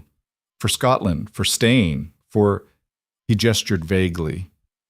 All of this. You don't have to thank me. I do, though. Because I know I haven't made it easy. And I know this isn't what you signed up for. No, she agreed. It's better. His expression was unreadable. How can you say that? Look at me. Broken? Useless? You're not useless. You're recovering. And in case you haven't noticed, this is the most time we've actually spent together since we married. The most honest we've been with each other. She met his eyes. I'll take this over cold dinners and silence any day. Even if I can't give you everything you might have had with someone else, dancing, traveling, all the things a duchess should have. I never wanted to be a duchess. I wanted to survive. You gave me that. Everything else, she smiled. Everything else we can figure out as we go. Victor was quiet for a long moment. Then he said, I think I'm falling in love with you. The words hung in the air like something fragile and dangerous. Eliza's breath caught. You think? I'm not sure. I've never... He struggled with it. I don't know what love is supposed to feel like. But when you're not here, I miss you. When you are here, I can breathe easier. And the thought of you leaving makes me... He stopped, breathed. It terrifies me. That sounds like love to me. Does it? He looked genuinely uncertain. How do you know? Because I feel it too. His eyes widened. You... Yes. She stood, moved to sit beside him on the bed. I didn't mean to. I fought it, actually, because this was supposed to be business, and you were supposed to be this cold, untouchable duke who'd never care about anything but profit margins and control. She touched his face. But then you let me see underneath all that, and I fell for the man you've been hiding. I'm not good at this, Victor said roughly, at feeling things, at being what you need. I don't need you to be anything except honest. That's all I've ever asked. Then honestly? He took her hand, pressed it against his chest where his heart was racing. I'm terrified of this, of you, of what happens if I let myself feel everything I've been holding back for years. What if we're terrified together? Is that allowed? I think we get to make the rules now. He pulled her closer, hesitant, like he was afraid she'd disappear. She went willingly, letting herself be held by this man who'd spent so long pushing everyone away. I don't know how to do this, Victor whispered against her hair. Neither do I. What if we mess it up? Then we'll mess it up together and figure it out after. He kissed her then, tentative at first, then deeper, like a man finally allowing himself to want something beyond control and certainty. Eliza kissed him back, tasting fear and hope and all the complicated feelings neither of them knew how to name yet. When they broke apart, Victor's eyes were wet. I'm sorry, he said. For everything. For the cold proposal, the colder marriage. For making you fight so hard just to be seen. Stop. She pressed her fingers to his lips. We were both doing the best we could with what we knew. Now we know better. Do we? We know this. She kissed him again, soft and sure. We know we're better together than apart. That's enough to start with. He held her like she was something precious, something he couldn't afford to lose. Stay with me tonight, he said. Not in the other wing. Here. Your doctor said, I don't mean... He actually blushed. I just mean stay. Sleep here. Let me hold you without a hallway and 3 locked doors between us. Eliza smiled. Yes. They lay together in the narrow bed, Victor's injured leg carefully positioned, Eliza curled against his side. It wasn't comfortable. It wasn't perfect. But it was real. Tell me something, Victor said into the darkness. Something I don't know about you. I used to sneak out at night, when my father was alive. He'd be working late on his accounts, and I'd climb out my window and walk through London. Just to feel free. That's incredibly dangerous. I know, but I felt so trapped sometimes. Like the world was this enormous place, and I was stuck in a tiny corner of it. She felt his chest rise and fall beneath her cheek. What about you? What's something I don't know? I used to write poetry. She lifted her head to look at him. You're joking. I'm not. Terrible poetry. Angst-filled drivel about duty and honor. I burned it all when I turned 20. That's tragic. I would have loved to read your terrible poetry. No, you really wouldn't have. Yes, I really would have. Because it would have been yours. Real and honest and messy. He pulled her closer. You see too much. Or maybe I just pay attention. They fell asleep like that, wrapped around each other. 2 people who'd married as strangers and were slowly, painfully, becoming something else entirely. The next morning, Mrs. Fletcher found them together and smiled for the first time in weeks. Word spread through the household. The Duke and Duchess weren't just married in name anymore. Something had changed, something real. And when Lord Pemberton's next letter arrived, asking to visit Thornmere with his wife and discuss an expanded partnership, Victor showed it to Eliza first. What do you think? She looked at him. You're asking my opinion? Yes. You were right about them before. I should have listened. They're gossips and social climbers. I know, but they're also influential, and the business partnership could be valuable. He paused. But only if you're comfortable having them here. Eliza thought about it. About the woman who'd sat at that horrible first dinner, quiet and obedient. About who she'd become since then. Invite them, she said. But on our terms. A small dinner, casual. And if Lady Pemberton makes a single comment about your leg or our marriage, I'm throwing her out myself. Victor laughed, a real laugh, the kind she'd never heard from him before. I'd pay money to see that. Consider it an early anniversary present. He pulled her close, kissed her forehead. I love you. It was the first time he'd said it without qualification, without the I think or the uncertainty.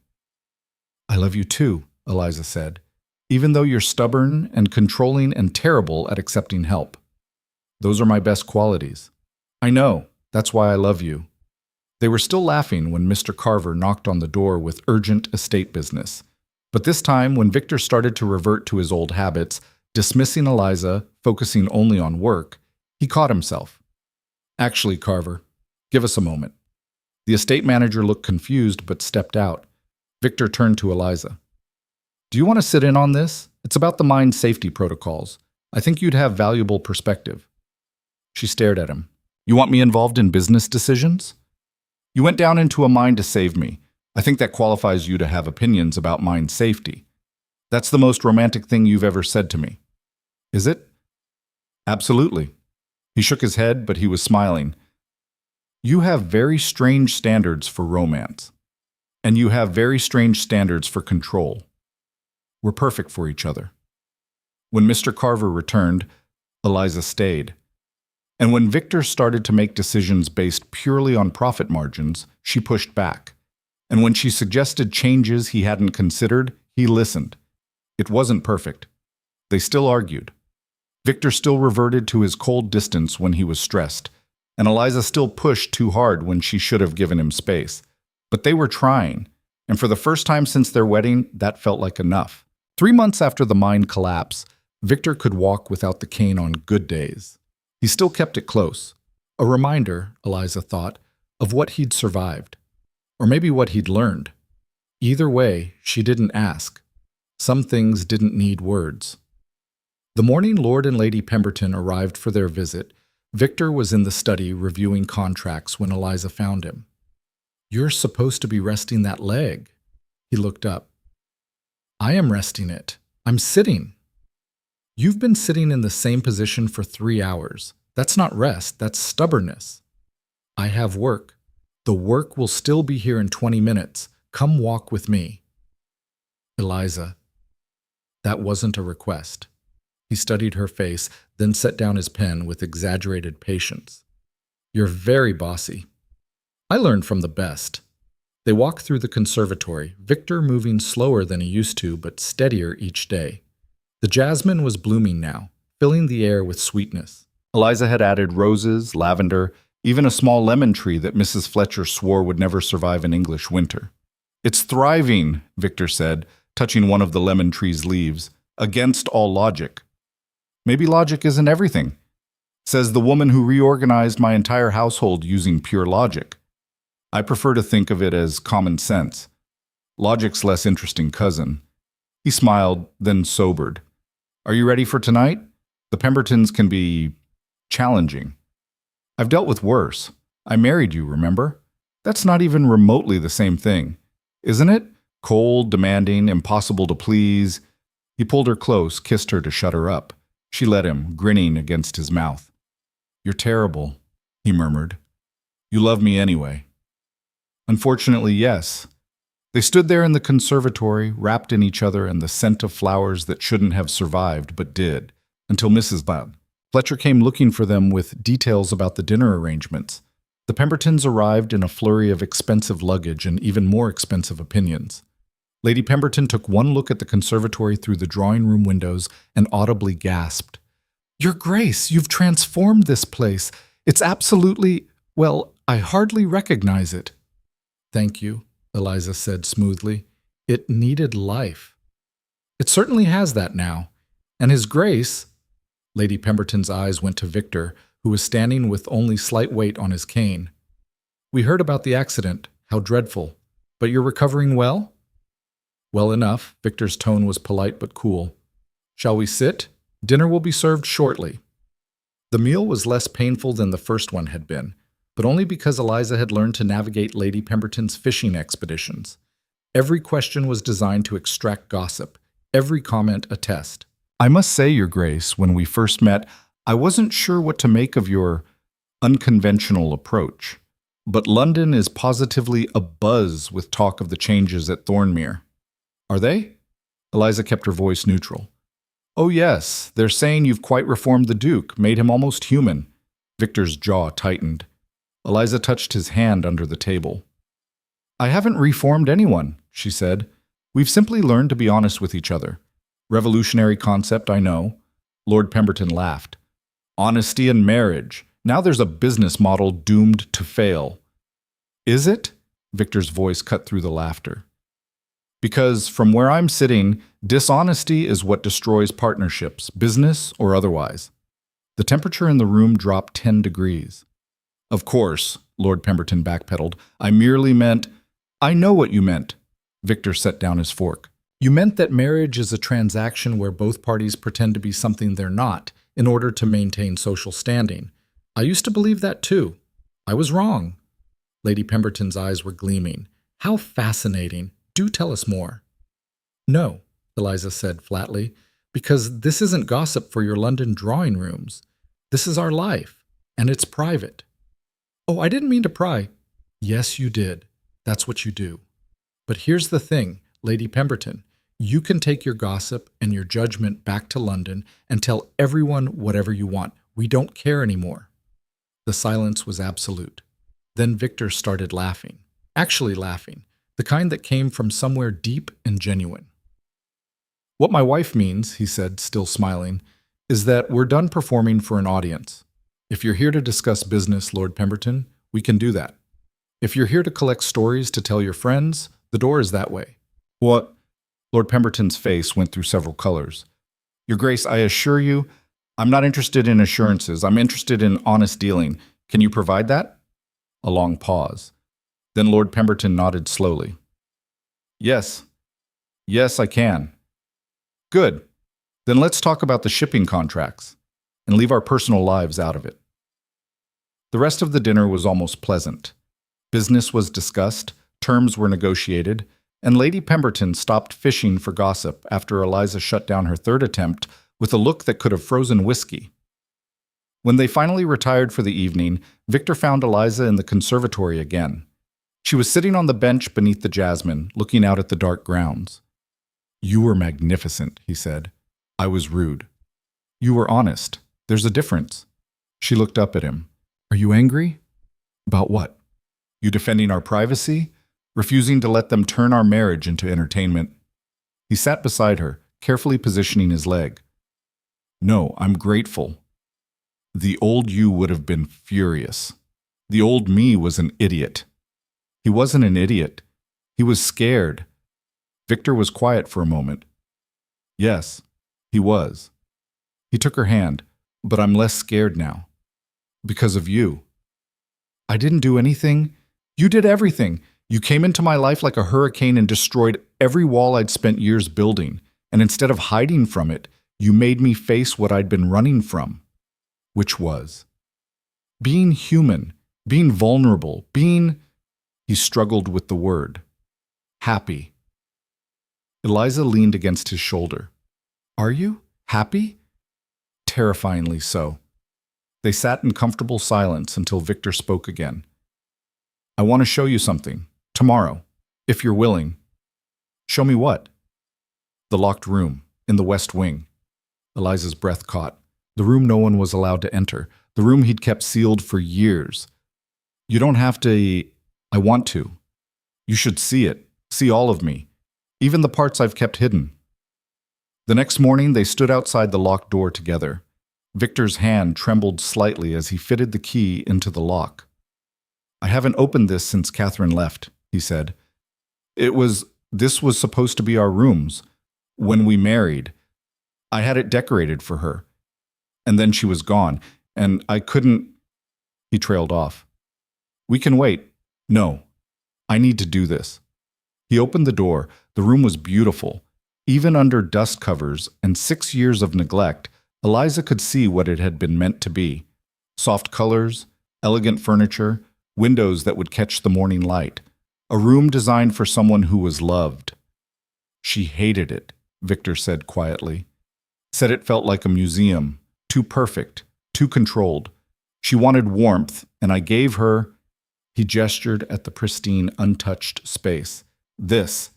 You were trying. I was failing because I didn't know how to give her what she actually needed. I just knew how to build walls and call them castles. Eliza walked through the room, pulling dust covers off furniture, opening curtains to let light spill in. What did she need? You, probably. Someone who'd fight back, who'd refuse to accept my version of reality. He leaned against the doorframe. She tried, at first, but I crushed every attempt, and eventually she stopped trying. I'm not Catherine. No, you're not. You're stubborn enough to keep pushing no matter how hard I push back. He moved into the room looking around like he was seeing it for the first time. I think I can let this go now. The guilt, the grief, all of it. Are you sure?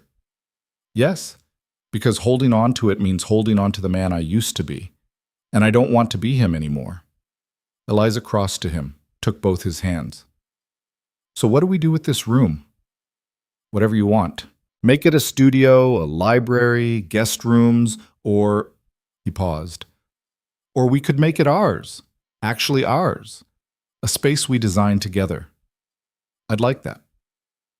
They spent the afternoon planning, not the way Victor used to plan, rigid, controlled, perfect, but together, arguing over colors and furniture placement, laughing when they disagreed, compromising when they couldn't agree. It wasn't efficient, it wasn't perfect, it was real. 2 weeks later, a letter arrived from London. Eliza recognized the seal, the Ashford family crest. Victor, he looked up from his breakfast. What's wrong? Letter from Lord Ashford. His expression went cold. Burn it. I haven't opened it yet. I don't care. Whatever he wants, the answer is no. Maybe we should see... Eliza. His voice was hard. That man's son assaulted you. His family tried to destroy your reputation. I don't care what's in that letter. But I do. She opened it before he could stop her. Read in silence. Then read it again to make sure she understood correctly. He's apologizing. What? Lord Ashford. He's apologizing. For James, for the gossip, for everything. She looked up. He says James confessed, admitted he lied about what happened, and Lord Ashford wants to make amends. Victor snatched the letter from her hands, read it himself. His face went through several expressions. Disbelief, anger, suspicion. This is a trap. Maybe. Or maybe it's genuine. Why would he confess now, after all this time? I don't know, but... Eliza paused. Don't you want to know? No, I want him and his entire family to stay away from you. That's not your decision to make. Like hell it isn't. Victor. She put her hand on his arm. I appreciate you wanting to protect me, but I need to handle this myself. Why? What could you possibly gain from engaging with these people? Closure, truth, an actual apology instead of just rumors and whispers. She met his eyes. I'm not the same woman who stood in my father's study and accepted your proposal because I had no other choice. I'm stronger now. Let me prove it. He struggled with it. She could see the war in his expression, the need to control, to protect, fighting against his new understanding that she didn't need saving. Finally, what do you want to do? Write back, invite them here, hear what they have to say. And if it's a trick, then we'll handle it together. He pulled her close, buried his face in her hair. I hate this. I know. If he hurts you, he won't. Not with you here. The Ashfords arrived 3 days later. Father and son, both looking like they'd rather be anywhere else. James wouldn't meet Eliza's eyes. They gathered in the drawing room. Victor stood beside Eliza like a guard dog, radiating barely controlled hostility. Lord Ashford spoke first. Your Grace, your Graces, thank you for seeing us. Get on with it, Victor said coldly. Of course. Lord Ashford turned to Eliza. Your Grace, I owe you an apology, a profound one. My son, he glanced at James, my son lied about what happened in your garden.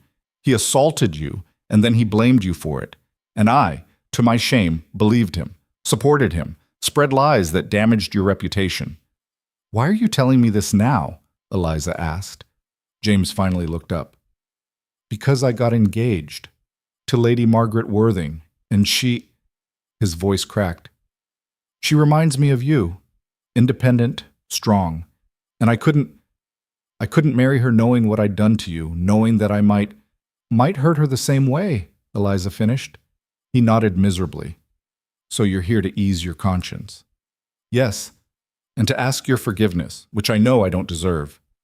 Eliza was quiet for a long moment. She felt Victor's tension beside her, knew he was waiting for her cue. I don't forgive you, she said finally. James flinched like she'd struck him. I don't forgive you, she continued, because forgiveness implies what you did was somehow acceptable if you just apologize enough. It wasn't. You hurt me. You tried to destroy me. And the only reason you're confessing now is because it finally affected you personally. No, I'm not finished. Her voice was steel. But I accept your apology. Not because you deserve it, but because I'm done letting what you did define me. I'm done being the woman you victimized. I've built something better than that. She looked at Victor, at the home they'd created together, at the life they were still figuring out. So take your apology and your guilt and go back to London. Tell everyone the truth. Clear my name publicly, and then stay away from me. Forever. Lord Ashford nodded shakily. Of course. We'll issue a statement. Make sure everyone knows I don't care about everyone. I care about the truth. Make sure they hear that. They left shortly after, James looking like he'd aged 10 years, Lord Ashford quiet and subdued. When the door closed behind them, Victor pulled Eliza into his arms. You were incredible. I was angry. You were both, and you handled it perfectly. Did I? I feel like I should have, yelled more, made them suffer. You took their power away. That's better than any amount of suffering. She sagged against him. I'm exhausted. I know. Come on. He led her to the conservatory, their place now, the spot where they went when the world was too much. They sat together on the bench, Victor's arm around her shoulders, Eliza's head on his chest. Thank you, she said quietly. For what? For letting me handle it, for not trying to control everything. Don't thank me for doing the bare minimum of respecting your choices. Still, the old me would have thrown them out before they finished speaking. The old me was an idiot. We've established this. She smiled against his shirt. I love you. I love you too, even when you make decisions that terrify me. Especially then. Especially then, he agreed. A week later, the statement appeared in every major London newspaper. Lord Ashford's full confession, James's admission of guilt, and a public apology to the Duchess of Asherton. The gossip that had haunted Eliza for months evaporated overnight. Letters started arriving, invitations to parties, requests for visits, apologies from people who'd believed the Ashford lies. Eliza ignored most of them. We could go to London, Victor suggested one morning. Show them all that we've won? Something like that. Or we could stay here, keep building what we've started. He smiled. I like that better. They did eventually go to London, but not for months. And when they did, it was different. Victor didn't disappear into work. They attended parties together, actually enjoyed themselves, left when they were ready instead of when protocol dictated. People noticed. People talked. The Duke is different, Lady Pemberton told anyone who would listen. Softer, more human. That wife of his has completely reformed him. Victor heard about it and laughed. Reformed, as if I was a criminal. You were, in a way, Eliza said, guilty of emotional murder, sentenced to life without feeling. That's dramatically dark. I've been reading Gothic novels. They're influencing me. Clearly. But she wasn't wrong. He had been sentenced by his own fear, his own need for control, and Eliza had given him parole, given him a chance to figure out who he was beyond the walls he'd built. The mine in Scotland recovered. MacLeish wrote regularly with updates, better safety protocols, no accidents, increased productivity. Your Grace's changes saved lives, he wrote. The men know it. They talk about you like you're some kind of hero. Victor showed the letter to Eliza. I'm not a hero. I just did what should have been done from the start. That's exactly what makes you a hero. By that logic, basic decency makes everyone heroic. Maybe it should. 2 years after their wedding, Thornmere was unrecognizable. Not in structure, Victor still resisted major architectural changes, but in feeling. The conservatory overflowed with life. The ballroom had been reopened, hosting parties for the staff and tenants. The kitchens were always warm, always full of people, and Victor was at the center of it, not hovering at the edges like a ghost haunting his own house. You're staring, he told Eliza one evening. They were in the drawing room, Victor reading while she pretended to work on correspondence. I'm appreciating. It's unsettling. You're unsettling. I'm allowed to stare at my own husband. He set down his book. What are you thinking about? How different this is from what I imagined. That first night you proposed, I thought I was signing up for a lifetime of cold dinners and colder silence. And instead I got this. You. Us. She crossed to him, settled into his lap, even though he protested about his leg. I got everything I didn't know I wanted. I'm still difficult. Yes. Still stubborn.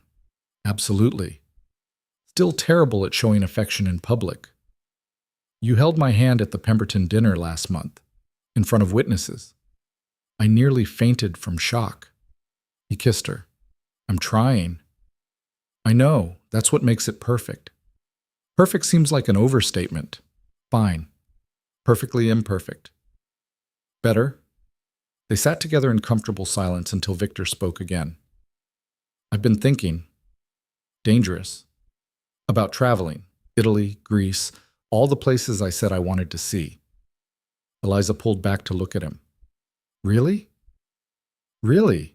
The estate can survive without me for a few months. Mr. Carver is competent. Mrs. Fletcher can handle the household and… He paused. And I think I'm ready. To live instead of just existing. When? Next spring. After we've survived another English winter. He smiled. What do you think? I think yes, absolutely yes. Even though it'll be complicated and exhausting and I'll probably be insufferable the entire time? Especially because of that. They started planning that night.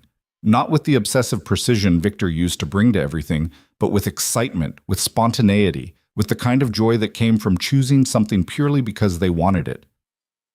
3 years after their wedding, Eliza woke to find Victor already gone from their bed. She found him in the conservatory at dawn, standing among the plants with a cup of tea going cold in his hands. Couldn't sleep? He turned. Just thinking. About? How close I came to losing all this. Not in the mine, before that.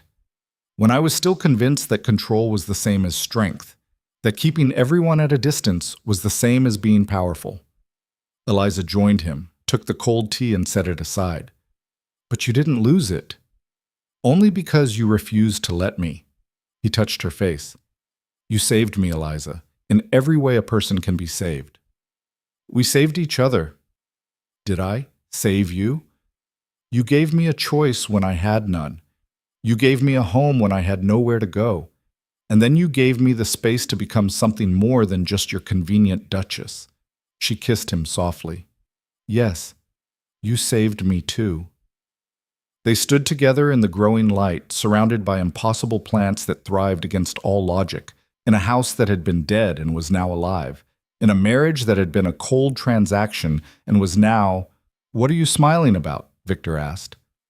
This, us, everything, she laughed. I'm happy, stupidly, improbably happy. Improbably? Well, given how we started, fair point. But I wouldn't change any of it. Not the cold proposal, not the arguments, not even the mind collapse. Because all of it led here. Victor pulled her close. I would change the mind collapse. That was genuinely terrible. Okay, yes. We could skip that part. But the rest… He paused. The rest I wouldn't change either, even the parts that hurt. Because you're right. It led here. 5 years after their wedding, they stood in the ballroom at Thornmere, reopened, refurbished, filled with people, tenants and staff, business associates and their families, even Lord and Lady Pemberton, who'd become unlikely friends over shared investments and mutual respect. It was the first true party Thornmere had seen in decades. Victor hated every minute of it. Smile, Eliza murmured as they greeted another wave of guests. You're the host. I'm terrible at this. You're doing fine. I'd rather be in my study. I know, but you're here anyway. That's growth. He shot her a look. You're enjoying my suffering. Immensely.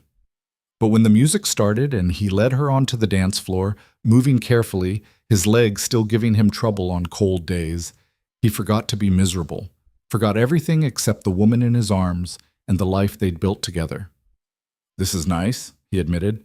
Don't sound so surprised. I am surprised. I spent so many years convincing myself that this, connection, community, all of it, was weakness. And now I think it might be the only thing that matters. Eliza rested her head on his shoulder.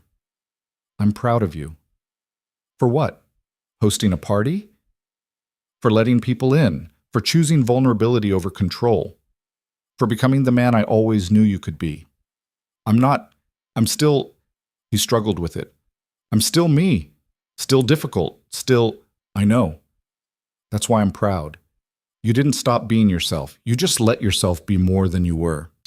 They danced until Victor's legs started to ache, then retreated to the conservatory where they could watch the party through the windows without being in it. I have something to tell you, Eliza said. Victor's expression immediately shifted to concern. What's wrong? Nothing's wrong, the opposite, actually. She took his hand, placed it on her stomach. We're going to have a baby. He went completely still. A baby? Yes. Your words failed him. How long have you known? A week. I wanted to be sure before I told you. A week? He pulled her close, gentle but intense. And you were dancing, standing for hours. Eliza, I'm pregnant, not made of glass. Still. You should be resting. Should we call a doctor? Do you need anything? Are you... She kissed him to stop the spiral. I'm fine, we're fine. Breathe. He breathed, barely. A baby, he repeated. We're going to have a baby. Are you happy? Happy? I'm terrified. I'm thrilled. He laughed, slightly hysterical. I have no idea what I'm doing. Neither do I. We'll figure it out together. What if I'm terrible at it? What if I'm too controlling, too cold? You won't be, because you've learned how to feel, how to love. She touched his face. You'll be a wonderful father. You have far too much faith in me. I have exactly the right amount. They stayed in the conservatory long after the party ended, talking about the future in a way Victor never had before. Not planning and calculating, but dreaming, imagining, letting themselves hope for something beyond control and certainty. The baby came 7 months later. A daughter, small and loud and completely uninterested in her parents' need for sleep. Victor held her with shaking hands, terrified he'd break something so small and fragile, but Eliza watched him figure it out, watched him learn that love didn't require perfection, just presence. She has your eyes, he said, awed. And your stubborn streak. Look at that grip. Their daughter, Eleanor, named for Eliza's mother, had indeed latched onto Victor's finger with surprising strength. She's perfect. She's screaming. Perfectly. Eliza laughed, exhausted but happy. You're besotted already. Completely. He looked up from Eleanor to Eliza. Thank you. For what? I did all the work. For this. For her. For... He gestured vaguely at everything. For my entire life, for making me into someone capable of this. You were always capable. You just needed someone to show you. 10 years after their wedding, Eliza stood in the conservatory watching Victor teach Eleanor about the different plants. Their daughter was serious and curious, asking questions faster than he could answer them. But why does the jasmine bloom at night? Because it evolved to attract moths instead of bees. Why? Different pollinators, different strategies. But why, Ellie? Eliza's voice cut through the interrogation. Give your father a break. He's not a walking encyclopedia. Yes, I am, Victor said. Ask me anything. Eleanor's eyes lit up. Anything? Within reason. Why do you walk with a cane sometimes? Victor's expression flickered. Eliza held her breath. Because I was in an accident, he said carefully. Before you were born. And my leg was hurt badly. The cane helps when it bothers me. Does it hurt now? A little. Want me to kiss it better? Mama says kisses fix everything. Victor's eyes met Eliza's over their daughter's head. Your mama is very wise. Eleanor kissed his knee solemnly. Better? Much better. Later, after Eleanor was asleep, Victor found Eliza in their rooms. She asked about the accident. I heard. I didn't know what to say. You said the truth. That's all she needed. He sat on the bed, rubbed his leg absently. I used to think the cane was a mark of failure, proof that I'd lost control, gotten weak. And now? Now I think it's proof that I survived, that I chose to live instead of just exist. He pulled her close. That I chose you. All of this. Eliza settled against him. No regrets? Not a single one. Not even the cold proposal? Especially not that. Because it brought me here. To this moment. To a life I never imagined I could have. They sat together in comfortable silence, the kind of silence they'd learned over years of actually knowing each other. Not the cold distance of their early marriage, but the warmth of genuine companionship. I love you, Eliza said. I love you too, even though you're bossy and stubborn and refuse to let me hide in my work. Especially because of that. Especially because of that, he agreed. 15 years after their wedding, Thornmere was legendary, not for its size or its wealth, but for something else entirely. People talked about the Duke and Duchess who'd transformed a cold estate into a warm home, who treated their staff like family, who'd proven that power didn't require cruelty, that strength didn't mean silence. They had 3 children now, Eleanor, followed by twin boys who were currently destroying something expensive in the East Wing. Victor claimed to be horrified by the chaos. Eliza knew better. She'd caught him building forts with them, teaching them about minerals and business, letting them climb all over him while he pretended to read. You're soft, she told him one evening. I'm strategic. Happy children are easier to manage. Liar. You love them. Obviously, but I don't have to admit it. You just did. He pulled her onto his lap. You're ruining my reputation as a cold, unfeeling duke. Your reputation was ruined years ago when you started smiling in public. That was your fault. I know, you're welcome. They'd traveled, finally. Spent 3 months in Italy looking at art and history, eating food that made English cuisine seem like punishment.